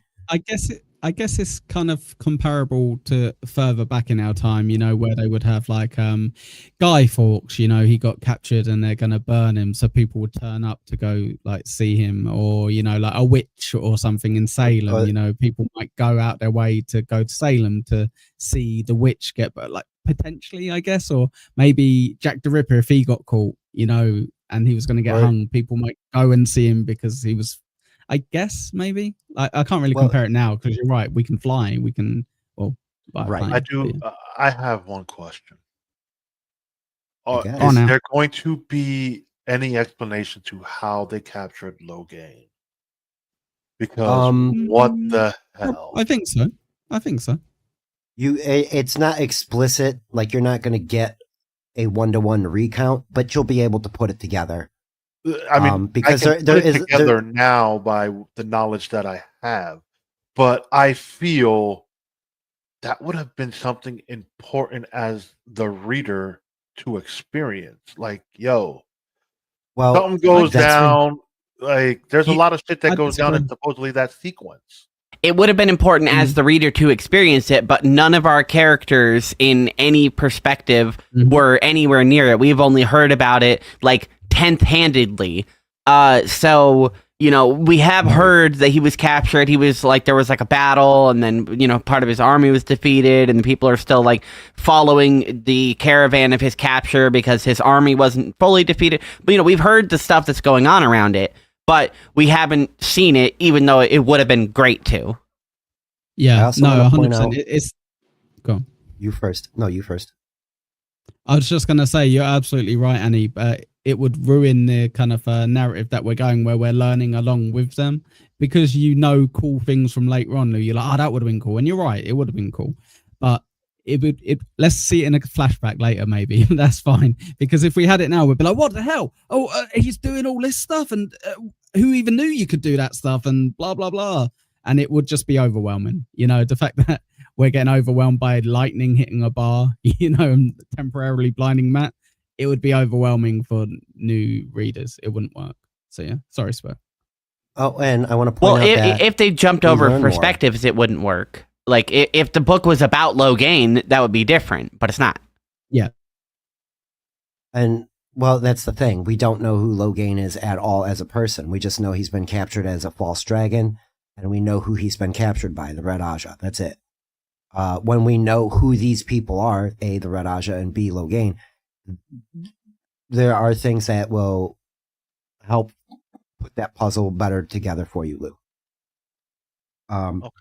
I just want to know if we're going to get some of that. Like, if is it in the next Yes. book?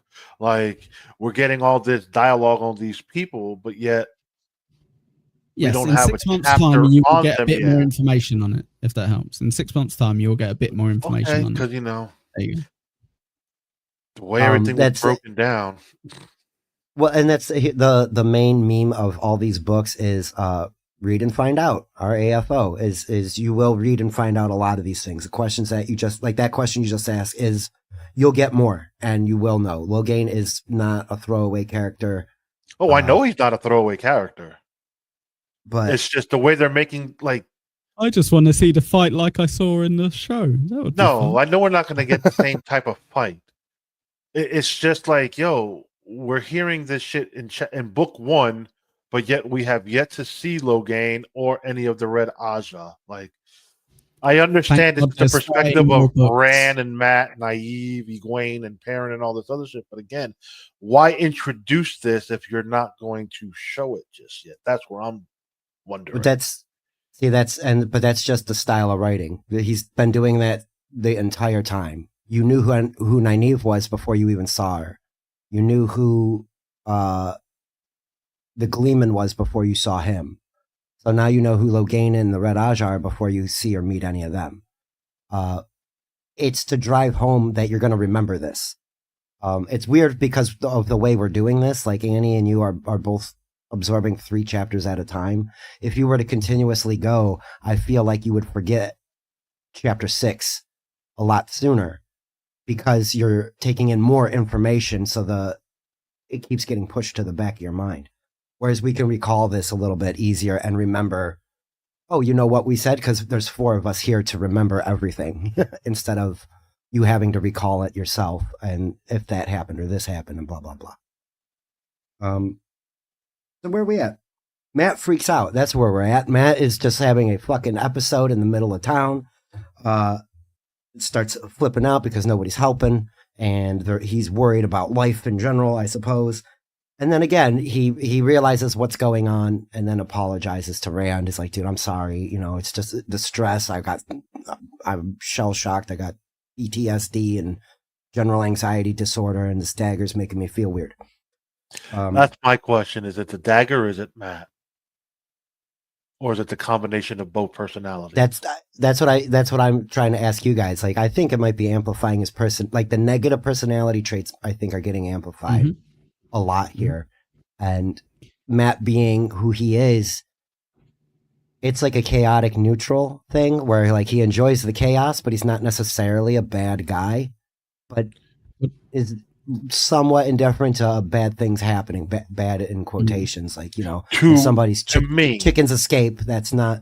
And like you were saying earlier, Lou, he avoids confrontation. I don't necessarily think he avoids confrontation, but he avoids violence. Yes. Like, he doesn't want to get punched. He doesn't want to punch other people. He's here to have fun. And if something bad happens, like your chickens run away, or I spill out your barrel of rainwater, and I'll help you fix it. It was a prank. My bad, bro. You know, it's something he can repair. It's not, whereas he stabs a woman to death, that's something he can't fix and has to live with. And I don't think that's him. I think we need to remember a few chapters back as well, when they're at the farm where Lou thought the mum was trying to have a threesome with the 2 boys or whatever. You could say she wasn't, but I'm going to keep saying she was. Shut up. With regards to, they specifically make a point of saying Matt was a lot better around the kids. Like, he was more himself. He was like less. So yeah, absolutely, it amplifies his negatives for sure. So yeah, that's a good way of looking at it, Spurg. That's a good. But look at it, Matt, for all of his quirkiness, he's never come off as a negative dude. Like, even when they first started, before he picks up the dagger, he's never whined heavily. I don't agree with that. What about when he had to help out with at the one of the first thing we meet him? He's kind of like, what? I've got help. Oh, I guess I'll help you now, Matt. Fucking hell, man. Nice one. Tam makes some help. He's like, since you're standing there, Matt. That's I pulled that off as laziness. Yeah, he whines. doesn't want to help. He's negative about it. He's like, I don't really want to do that. Is that really yeah, but negative he's or laziness? You mean he's happy-go-lucky? Yeah, okay, yeah, I'll give you that. He's like happy-go-lucky. He's I going. think anyone would be mad about that. Like your friend's dad is like, "Hey, you're helping with these chores." I don't work. I don't live here. I don't work here. Exactly. I guess I do now. I come Rand's over to pushing hang out along. with you. No. Perrin would be like, "Oh, of course, Mr. Alfor. Yeah, I'm sorry I didn't offer beforehand." So yeah, But that's Perrin's nature. You Yeah, I can know. see That's Matt's nature is to not. Rand No. would be Rand would be pushing the lawnmower. Perrin would already be trimming the hedges because he'd be helping his boy out. And then And Matt would Matt be out shows there up. trying to play with the Tam would slingshot be- against the bunny. Tam would be forcing him with the weed whacker. It's like, now you go around the edges with the weed whacker. Yeah. Here's what you do, and have to babysit him. I've also had people like that on my parents. Remind I me know to never guys go like that. overseas and visit Pineapple. He's going to put people to work. Here, take my dog out and give it a walk. I'll walk the What else dogs. you You're gonna gonna have to fix the boiler. I'll walk all those dogs. Don't spread Well, it does now. I'll break it on purpose just to make. We'll break it to make Lou fix it. Right, back to the show instead of talk about my boiler. Right. I'm sorry. Yes, I digress. So Matt apologizes. They're missing home. They're feeling extra low. It's made apparent to us that they're just not in great spirits, and rightfully so. They've been traveling hard. They almost got murdered twice, 3 times, 4 times actually. You know, so they need a sit. The fourth time was the lady. Good singing, Lou. Well done. Very nice. More for Annie. Odd folk through the town. Like, there's a nice descriptor of people wearing veils. We get a lot of it. It's much more diverse here. Lots of descriptors for the people walking through town. As the boys are walking through, they witness a carriage crash. There's a carriage on its side, and everybody's arguing, and they're like kind of walking past, and they're like, "We gotta go because a riot's about to break out." So they leave. They walk away from like, yeah, it's very much that to me. Where if you saw a cab and another car and an intersection, what the f- going on here? So it was basically that, and then there was onlookers who are also arguing now about who's at fault. I would imagine it was his fault. No, I saw it. It was his fault. So of course, townsmen are all getting into it. Hopefully, And the Queen's Guard shows up. ensues. Exactly, and they're like, we gotta go. During the riot, is this where he already has the sword, wrapped up with right the after white and this. red?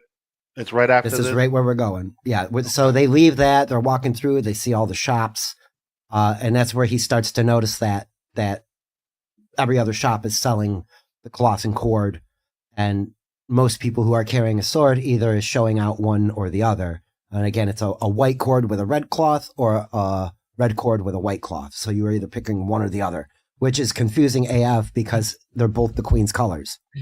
We just got that earlier. It's so funny that Rand's like, it must be like fashion or something. Fair enough. That's exactly what I would be like. I wouldn't be like, It's it might trendy. be.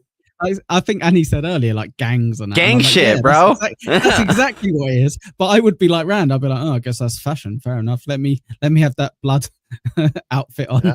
And The throw Queen some is gang signs. The Queen is part of the Bloods. What the hell? Fuck y'all. Grove Street for life. I'm sorry, nobody remembers Grove Street.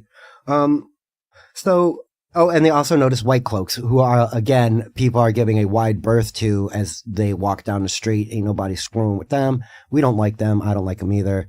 What's happening to Captain Deadpool now? Bring his little chat up. Good to see you, Mr. Deadpool. Thank you for joining, sir. Leave a like and a subscribe. Blah, blah, blah.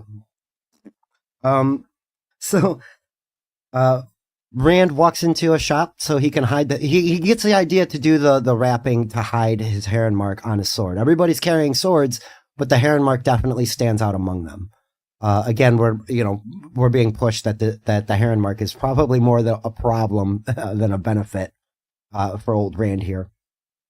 Well, in this particular instance, yeah, I agree because that's how he's being able to be tracked. Oh, this person has this on his sword. This is how you can find out who we're looking for. Boom. Yeah, and multiple times they've tried to be like, well, Rand, why don't you just give her to... No, it's my dad! Yeah, and You know- and that did happen earlier. Oh, go ahead. You I'm know sorry, what's Uncle. amazing here though is there's this 6'5", so he's like probably the tallest person someone will see ever anyway. Red-headed guy with like, is it like grey eyes or something? Who's Yes. walking along with this like 6 foot guy who's got who's all shady and whatever, and they're like, I better hide my sword. That's a right giveaway. It's like, yeah, the fact that you're 6'5" and ginger, that's going to be the first thing people spot anyway, mate. So good luck. I know he's a very distinctive looking character, and he's supposed to be Yeah, hiding for amongst the crowd of people. Even though, yeah, For he's sure. about 5 inches taller than most. Mm. I had a friend that I worked with, and he was 6'4", and I had to look up at him, and I'm 5'10". You know, he was literally a half a foot taller than me, and it was very much noticeable. So you would have seen him. I do agree with that. That's very funny.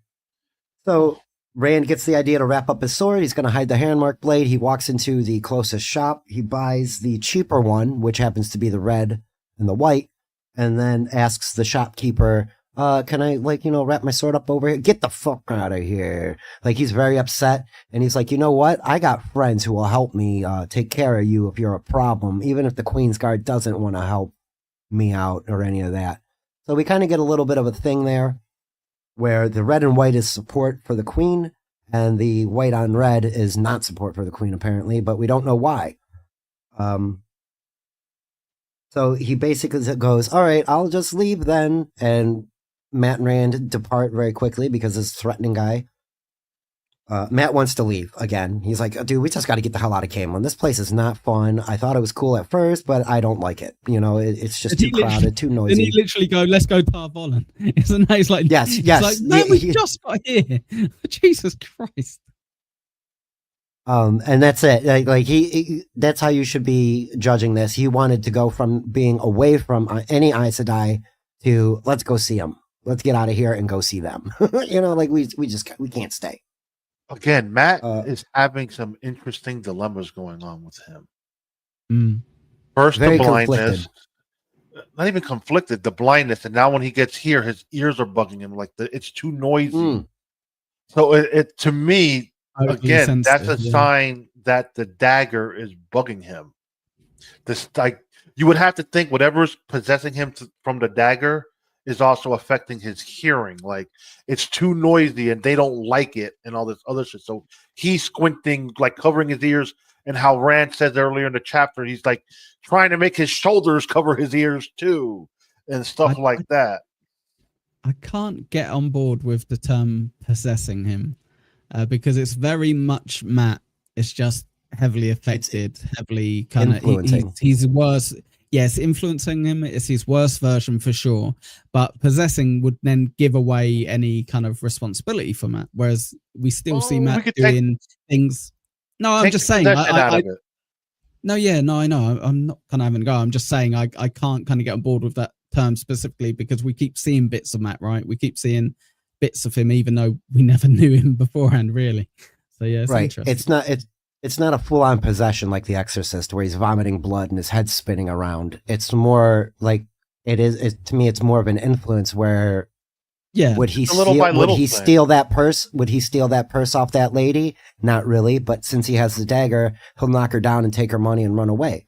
You know what I'm saying? Versus him just being a regular, where he might just ask her for candy or something. Try to trick her out of something. I think with the possessing bit, the reason I can't get with it is because fuck it. Like you mentioned, it absolves him from his actions because he's possessed by the dagger. It's not him. He's on autopilot. He's witnessing bad things happen that the dagger's doing, where it's actually him. Like I said, like I just mentioned, it would be more him doing bad things.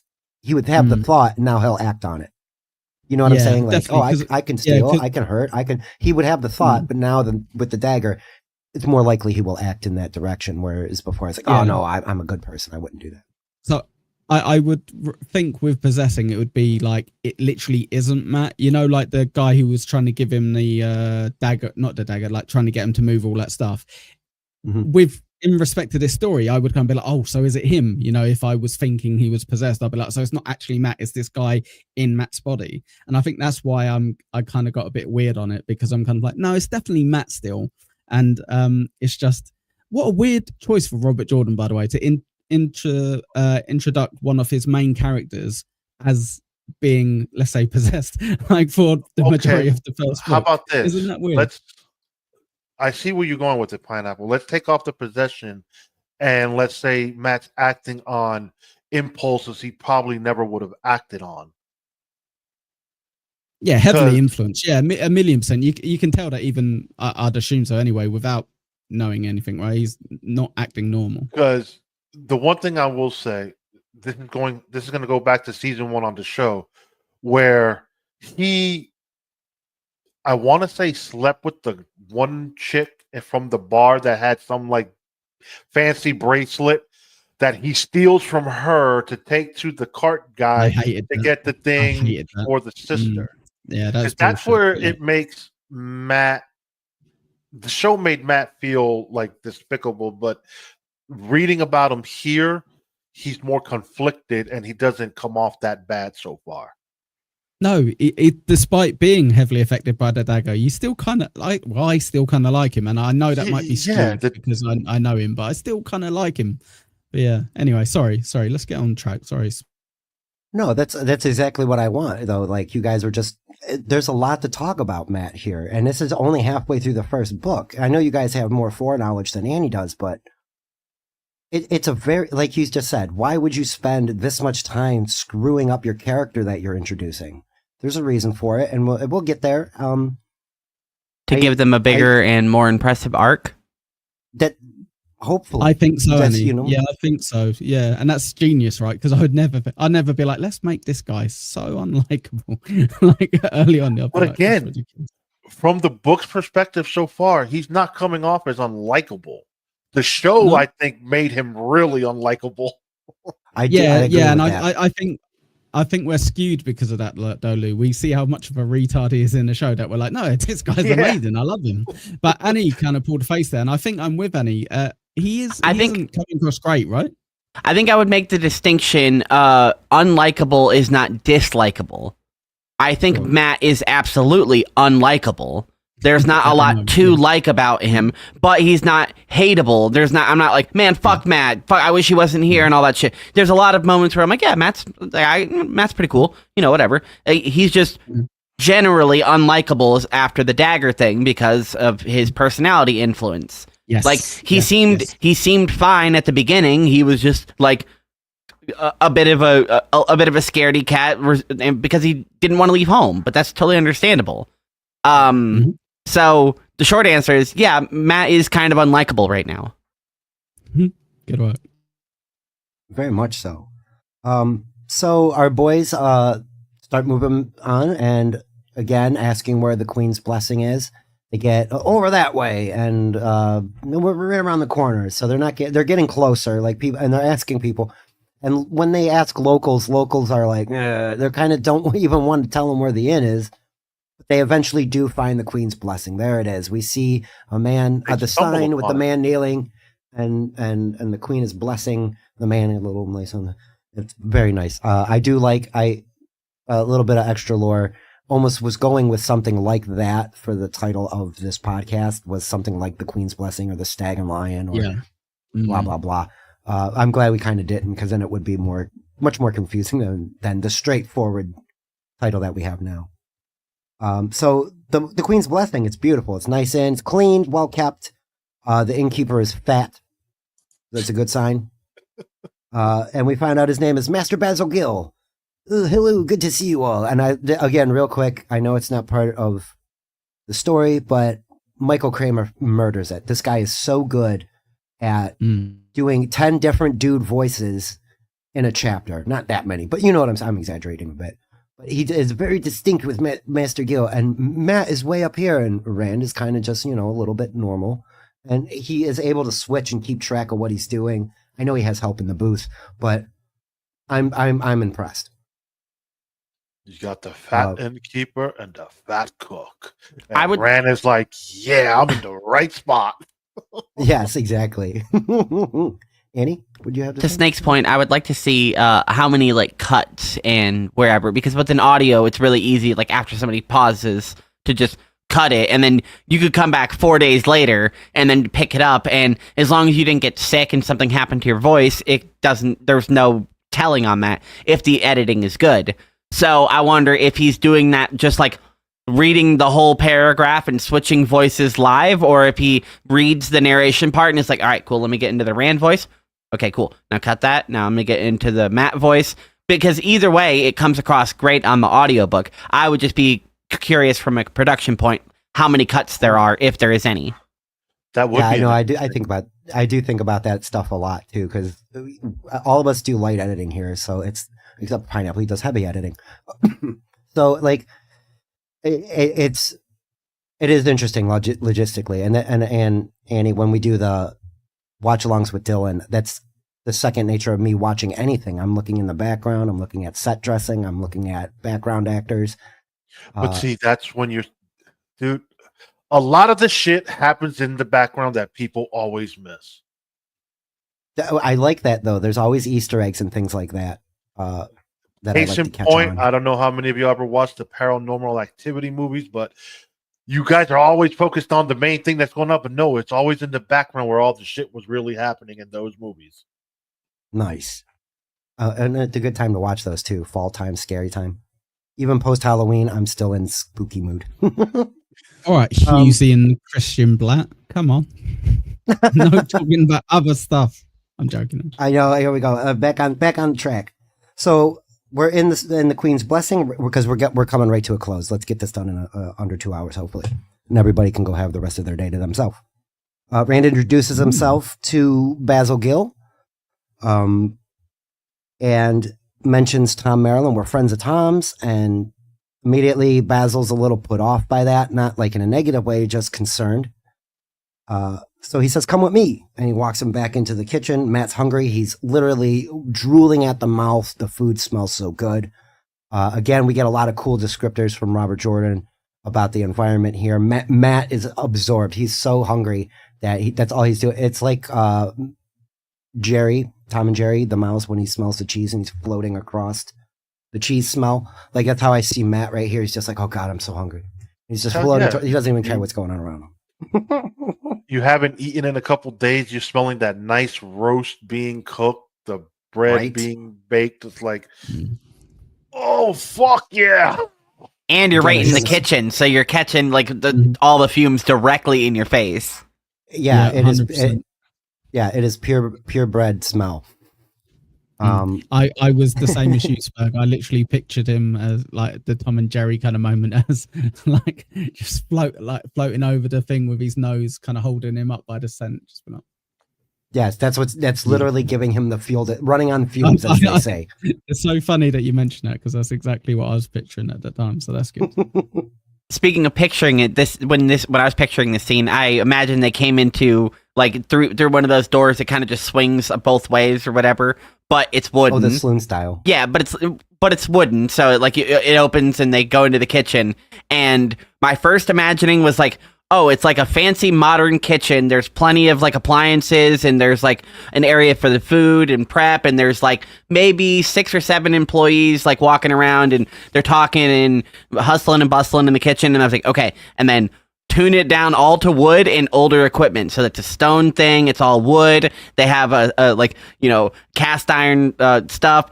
And that was literally my like thought process on it. Because when they walked in there in my mind, it was a modern like Hell's Kitchen. And I was like, no, that's not right. Right. You got to change. You got to put the medieval skin over everything. So that way it's a nice big wooden table in the center. There's a big hearthy fireplace right behind you that has the big swinging kettle. There's going to be an oven right next to it. The only reason I have any logistics to this is because I love kitchens. And not only that, this series, I don't know how much Robert Jordan knows about all this stuff, but he knows a lot of shit apparently. Like, 'cause he's talking horses, he's talking, the way the inns are laid out, he's woodworking, stones. He really does like describing the kitchens. I remember the last time he described a kitchen was with the lady with the cat and the guy arguing whether the cat should be in there or not. And I'm like, this is a completely throwaway scene that could be completely edited out of the book, and it should be, but it's not, and it's here, and he put it in here because he wanted to write about this kitchen scene. Yeah. He wanted Matt to interrupt their conversation. So, like, look, man, I understand we're talking about Tom, but I'm starving. Could I get a plate of this good-looking food right now? Yes, and there is going to be. We don't get it a lot in like TV and stuff, but there's a lot of food description, a lot of meal times in here where it's like, oh, succulent beef and vegetables and roasted this, that, and the third. And so it's a lot of fun. No, Annie, that's great. I'm glad that you like had to make sure the kitchen was proper in your mind. He even described the fucking hobo train with their kitchen. Yeah, that's true. That's right. He likes kitchens. He does. Oh, I forget her name now, but she was like grinding up herbs and putting it in the pot and all of that. It was, yeah, very good stuff. So Master Gill starts interrogating. He's questioning Rand. He's like, so how do you know Tom? And blah, blah, blah. And Rand explains exactly what happened. Tom's dead. He just flat out tells him. He's like, we got into a scuffle with this footpad mugger thievy guy. He doesn't say Murdraw. And Tom threw himself at that guy and gave us the stuff and told us to run, and here we are. And Gil does the same thing that we all did. We know better. We're being handed this right now is no body, no death. He straight up says, he's like, yeah, until I see his corpse, I don't believe he's dead. Tom Maryland is a much harder man to kill than you think. That's such a good friend. He's kind of like, okay. It's like, no, honestly, like he died like right in front of us, and he's like, yeah, we'll see. It's like, what do you mean we'll see? Like, But see, I don't think he died, and they couldn't tell he died because you're running, so you're assuming he died because he's trying to save y'all.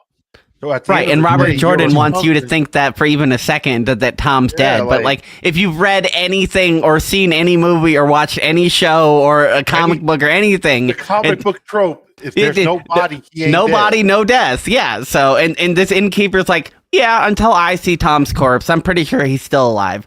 He's a slippery bastard, that one. Yeah, exactly. Yeah, he knows better.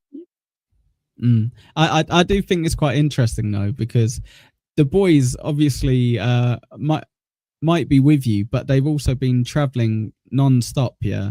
And he's going in a direction that he knows where he sent them. Essentially, he said, "Go to this inn in Camelin. Go there."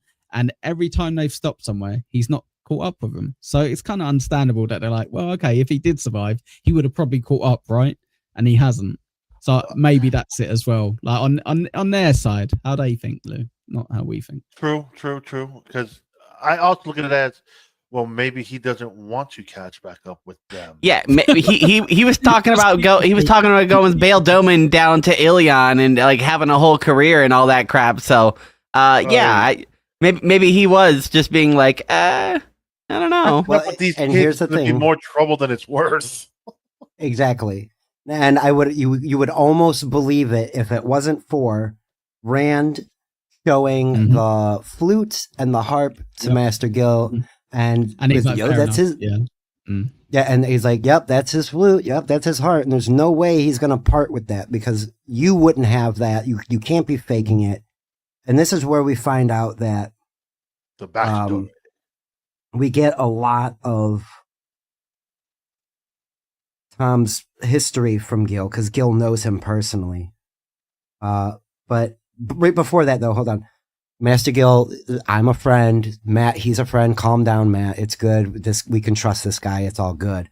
And Gil knows what to say, and he asks him. He's like, "Your issues with the Aes Sedai aren't that nature, are they?" And Rand goes, he means channeling the one power. Shit, no, dude, we're all good here. None of us can channel at all.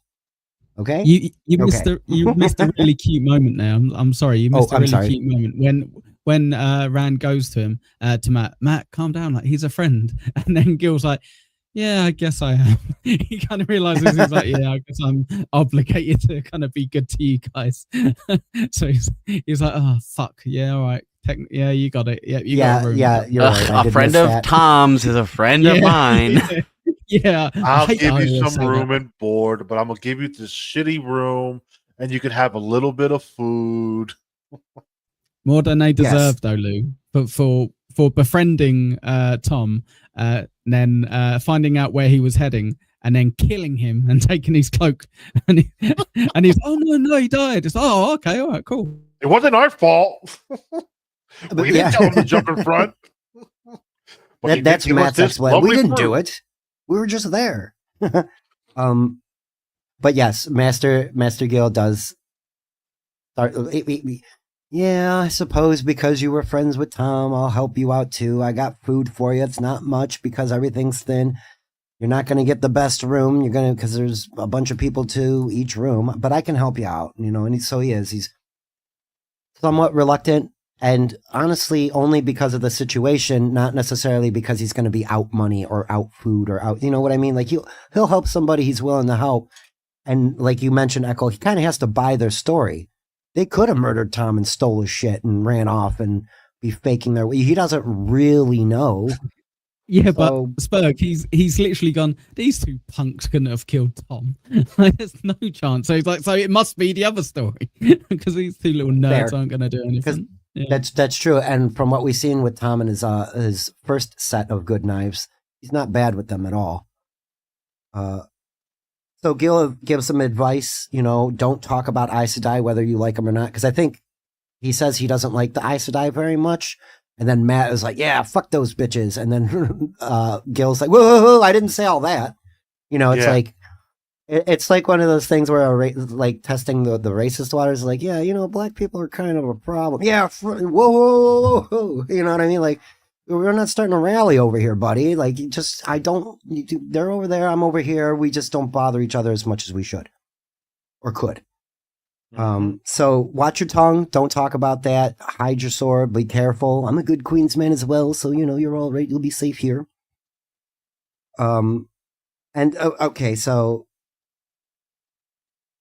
don't talk about Aes Sedai or Tom because then he's like, you might not want to talk about your friend either. And this is where we get the deep lore drop on Tom.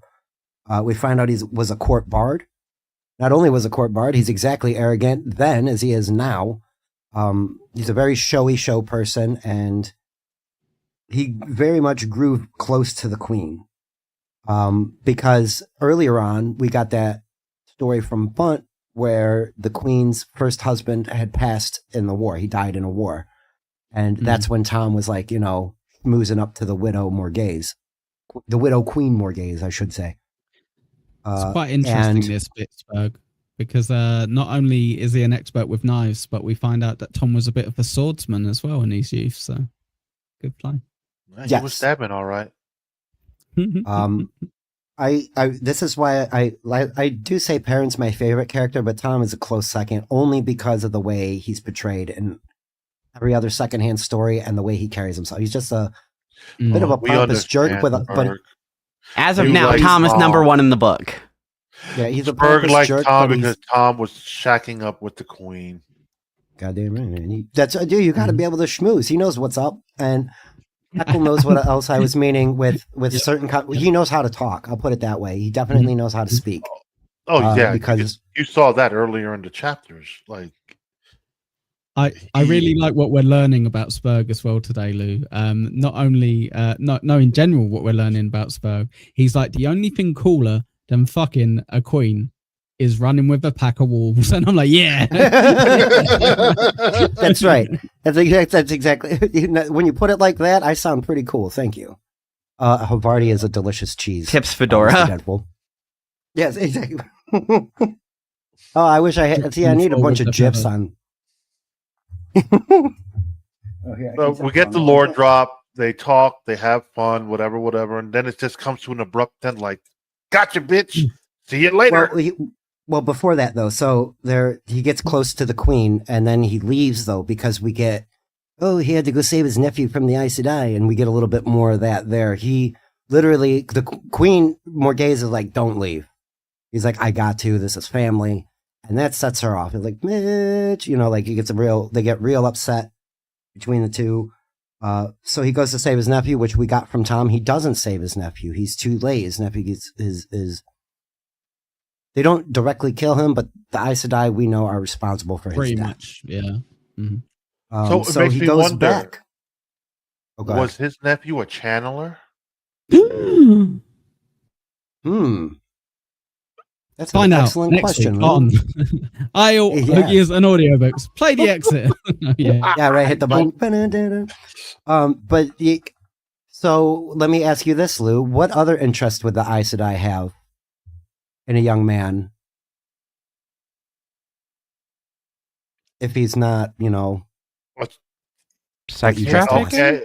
Well, I mean, depending on the color, it might be for sexual favors A warder, okay, fair, perhaps? fair. Perhaps. or a Maybe warder. for a warder. Yeah, yeah. Mm-hmm. Yeah, but we were Or also set up with My right. first We were also assumption- set up with the Logain thing too. So Yes, forget but that. Mhm. listening, like, because the show never touches on Tom's nephew, I don't recall. So from listening in this You particular didn't even moment, recognize Tom in the entire show. You didn't even know like I he was said, in Tom only showed up in one fucking episode, dude. No, that's not true. Yes, I love this argument. The guys every time Shows you guys up go in back. one or two episodes in season 1, and then he comes back in season 3. So I don't want to hear it. Very much like the But- book. He gets killed and disappears, and then maybe he comes back or he doesn't. We don't know. But 'Cause you don't have listening a to body yet. this little piece, like it's not a lot, but it makes you wonder, like, yo, Aes Sedai, Tom, nephew, Chandler, maybe because certain groups in the Aes Sedai go after male Chandlers. So that's why I asked that question. But hey, it could have been something totally different. He could have been a warder and died in action. That happens as well. We will be able to put it together better as we get more information. I don't want to spoil too much for Annie because of what other things that are world building that we'll find out that will help answer that. But after failing to save his nephew, he does return to Camelin and goes back to the Queen, and there is fireworks. It is just a huge blowout breakup. It is basically in our little corner, Lemmy and Granny, they just fucking Tom gets kicked out because he's in trouble with because you can't piss the Queen off, dude. It's the Queen, and she has the right. She has full, Too custody soon. I've got to apologize to Lou as well. He's in out of the 30 episodes, I think he's in, or the 24 episodes, he's in 3 episodes, 2 in season 1 and 1 in season 3. So there's not a lot of Tom. So fair enough. Well, because they do the same thing here in the books. They kind of like dipped them out for how I know. many chapters so I know, far, but I know, but he seems like a massive character here. Well, that makes sense actually. If he's in 2 out of like 6 episodes or something, that's quite a lot. For I book got 1. more Tom in like the earlier chapters than I did in the whole fucking show, period. So that's why I was like, who is this Tom fella? But then when I rewatched the show, I see who Tom was. I'm like, it's a disservice. Like a lot of the stuff that we saw and read so far, just off where we are at, there's a lot of disservice in season 1. I think that's why I turned a lot of book readers off, though. It's unfortunate, but kind of understanding because in the show you wouldn't need Tom because Tom is about like telling people things. In a show, you can show things, so you can just keep things moving and show things. Mm-hmm. And you could just cut anything that Tom says and put it in another character's mouth, and it works. Depending on the delivery of it, which is unfortunate. And like you said, it's just a disservice because Tom's a great character. He is my favorite character in the book so far. Perrin, and with good reason. Perrin's great, but Tom's a slam dunk. Tom is very much a dynamic character. Where me and Echo kind of lean into Perrin because we know better, and even I would argue that Perrin has one of the worst story arcs that happen. It's a shorter one, but it's annoying. Tom comes off too as the driven. Han Solo of this book series. He's very much a rogue. He's very much a rogue. And to that point, that's why Master Gil says to the boys, keep your mouth shut, because guess what? A lot of people have a long memory, especially Captain Commander of the Queen's Guard, Gareth Bryn. Gareth Bryn. And that's kind of where our chapter closes out with Gil telling the boys to be quiet and come upstairs and come inside and have a meal. Again, like at the start of this episode, it was just an abrupt It ends at Gil saying a sentence. It's not like, and then the boys went into the other room. It's just, keep your mouth shut. Chapter 38, you know, like. So when I did after I finished this chapter, I checked the other three where the times, you know, I like to know the times. Because goddamn, this was 2 hours, like you said, Spurg. So it's like, that's why I'm how trying to map keep out that. your day how to map out your time to start for this show. It was like, damn, right there at the moment. But, I think I've got to criticize us, at least me, Annie, and I think Lou. We like, I know it's good because it's fresher in your mind, but I always leave it to the last day, and then I'm like, shit, right? I need to work out in my head how much time I've got to see if and like Annie a few times has been like, oh shit, yeah, I'm like a little bit behind. I think Lou as well. So I'm gonna start. I'm gonna start doing it the day before, I think, because that's my problem. I'm kind of like, I'll leave it, so it's fresher in my mind. But then I'm like, I get myself anxiety over fucking listening to an audiobook. So, it was a lot easier when we did it for Tuesday for me because Monday is the last day of my week. So while Snake is streaming, I could listen to it while he was streaming.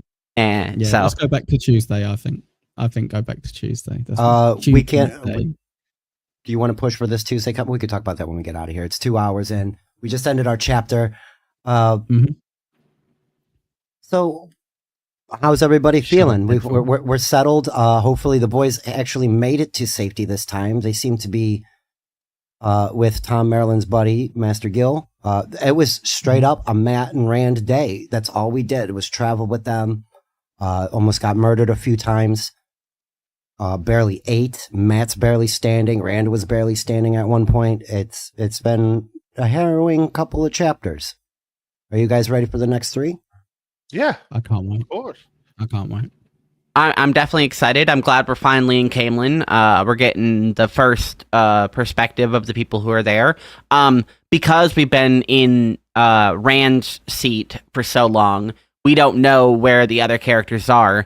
And something I've been avoiding really thinking about, because it doesn't really matter, is whether the stories are happening like simultaneously, or if it's like, okay, well, you know, while this was happening, this also happened, and then now there's just like a blank space, so just wait until we pick up where their story is, even though it's kind of, so I'm not trying to think about the logistics of where they are like in parallel, because we haven't heard from Moraine at all in like 4 episodes.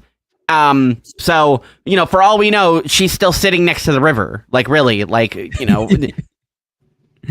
I would say I think it gets a bit messier later, Annie. Like, but by that point, you're kind of used to the chopping and changing. I think at this point, they kind of it starts point A to point B, and then it kind of goes A to B again, and A to B. But I don't think it's as bad. I think they kind of they get rid of the filler. I'm not 100% sure. Obviously, we'll find out as we go along. But I think they don't give you like, they don't go, right, let's do 3 massive chapters about them getting to Camelin now. I think they kind of go, that's the one big getting to Camelin, and now let's kind of do a chapter or 2 on them getting to Camelin, maybe, or whatever. Yeah.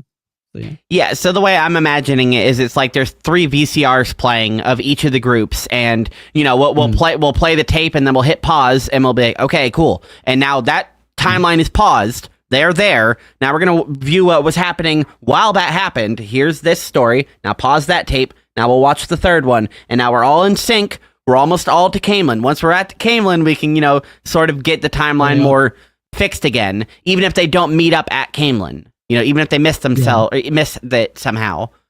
Do you remember what happened earlier, Annie? They would kind of go, it'd be 1 chapter Rand, 1 chapter Perrin, 1 chapter like Nynaeve or whatever. Yeah. And I think when they're trying to do the VCR 1, 2, 3, that's what they do at this point. So I'd be interested. Well, find out next week, guys. Right, like so it doesn't really matter. That's the big thing is it doesn't really matter how logistically the time flow works between them. It just matters like, okay, we're in this seat now. Pay attention to what's happening and remember where that stopped. So whenever you pick up this, you'll not be confused. For sure. The time is vaguely mentioned. Like it was. We got a week from the 2 rivers to Berlon. That was like 7 to 10 days. And then they mentioned again here from like White Bridge to a certain point was a couple days, and then a couple more days from when they got off the cart to Camelin. Like it's mentioned a bit in passing, but to your point is they're all happening concurrently. Rand and Matt are going to Camelin, and then we'll come back and see where, because we haven't heard from Moraine and Nynaeve in a long time. Like you said, we hit pause on that part of the story while they were just getting into Whitebridge, I think. Nynaeve and Moraine and Lan were just at Whitebridge. Some bad shit happened. So that's where they are. So when we come back to where that is, we will be going back in time technically, but only to the point from where like Rand had just fled and blah, blah, blah. So while Matt and Rand are traveling down the Camelin Road, we're getting the Moraine, Nynaeve, and Lan catching up to them. And then we'll go back over to Perrin, Egwene, and is he still with them? No, they're captured by the White Cloaks. And Egwene. So it's all happening at the same time. As Rand's going down the road, Nynaeve's meeting up with Lan, and Perrin and Egwene and Elias are meeting the Tinker. Like they all spread out and are happening. Each path is going at the same time. It'd be like if you hit play on all 3 VCRs and had to watch everything happen all at once. You can't do it. You have to hit pause, and then watch what happens, then hit pause, and then watch what happens. So that's how I see it. It all happens concurrently. And like you mentioned, and everybody can guess, they're going to probably very likely all meet back up in Camelin. We'll see who shows up and who doesn't, because they all took 3 different routes, and that's what we're following. Yeah, and Rand and Matt have the biggest head start because they were the ones that were on the river, so they got to Whitebridge the fastest because they had transport. Everyone else had to walk or get a horse, or like you said, Nynaeve just got to Whitebridge, and they were at Whitebridge days ago. Right. Like whenever she got there, Moraine's like, I know they were here, but like they're not here anymore. Like they're about a day out at least, based on the aura sensing ability. I think it's a little more than that, as far as Nynaeve and Moraine. The distance between them and the boys. Yeah, I would give it at least a 4-day jump. But could they have made up ground? Sure. But the way it's pictured, it's like, again, it's all concurrent happening. It's just from different perspectives, but it's all at the same timeline. So, like Echo's saying, let's wrap it up. Time to move it along. Let's go, That's guys. I've got other shit to That's in do. the private chat, Lou. That's for the private bit. Well, that's where I'm at. God damn it. You don't want me with the comments, so I'm in the private. Yeah, don't read the private out loud. God. Oh, you're muted, Spurgy. Unless that's intentional. 2 hours is my benchmark. That's where I try to There you keep go. it. Thank you, Echo. I know I'm trying to also avoid any background noise. Yeah, no, that's real quick logistics. I'm glad we got to talk how we think the story is logistically working out, so that way everybody's on the same page. Oh, look what I did there. Right before we go, by the way, thank you, Snake and Pineapple. Thanks to Rini. We did send some stuff out to Captain Deadpool, and I had my mom has little paintings, so I sent one of those as well. It was like one of those. I got one back here a little bit, like real flat canvas, real. Deadpool, you know how much I sent over to Spurg? I didn't get one of them, by the way. I didn't get one of those little You got paintings. special stuff coming. Obviously, I got a plan for you. You heard it here first. Why are you guilt tripping me? I'm just going to hit the outro now. Watch. Just cut you off. No, I'm not going to do that. I'm not going to do that. Everybody gets to promote themselves. Let's continue with the normal order. Annie, then Lou, then Mr. Pineapple. All right. I would like to promote everyone to go follow my YouTube channel. Spurg Snake and I have started playing Grounded, and we're playing it together on stream. So go to youtube.com/@insanity. INSANNEITY. And Nice. you could follow me on my new YouTube channel, Lou the Monster 2, because my first one got nuked by some asshole. Yeah, Jib. Yes, you can follow me on X if you don't already, at Echo Pineapple. If you don't follow me on YouTube, you're probably never gonna, but at Echo Pineapple, replace last E with a 3. That'd be great. Saturday, 3:00 Eastern. Come join me and Mumbling Nick to watch a load of clips and talk shit. It'd be fun. Yeah, chewing the shit between two hacks. Nope. Between That two other hacks, one? No, I was just naming all your shows. You got to pint dabble pint. There you go. I'm just joking around. All right. Watching Thank you someone guys for count stopping ties by. for 10 minutes. Aiel, Ogiers, and audiobooks. Another good show. What's your Wait, that's handle? this one. Mhm. What's your Mhm, handle? mhm. Oh, yes. With Dean and talking about Ricky Gervais. I love it. Not done that in Thank you. ages. Thank you guys for stopping in on another Thursday. We'll talk afterwards if we can push for next Tuesday, because it is 3 shorter chapters, and it's easier for everybody else that way. Thank you, chat, for stopping by. Good to see you, Captain Deathfool. Good to see you, Chris Mack. OG Nick was here, and a couple other people. Tip Wash was in here. Love you guys. Stay safe. Have a good rest of your week. And let me click that button thing right here. We wear the footsteps of our fathers, the trail blazed by our mothers. They bought the land with their blood, Lord, long ago, long ago. Aiel, Ogiers, and AudioBooks. Oh my. Oh, sing of Manetharin. Oh, we for the blood of Ammon. Oh, cry for Manetharin. Long ago, long ago.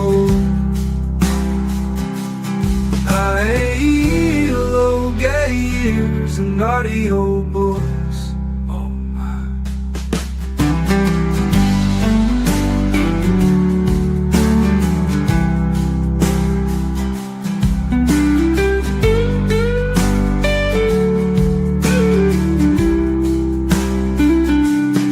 Oh, sing of Manetharin. Oh, weep for the blood of Ammon. Oh, cry for Manetharin. Long ago, long ago. Aiel, Ogiers, and AudioBooks. Oh my.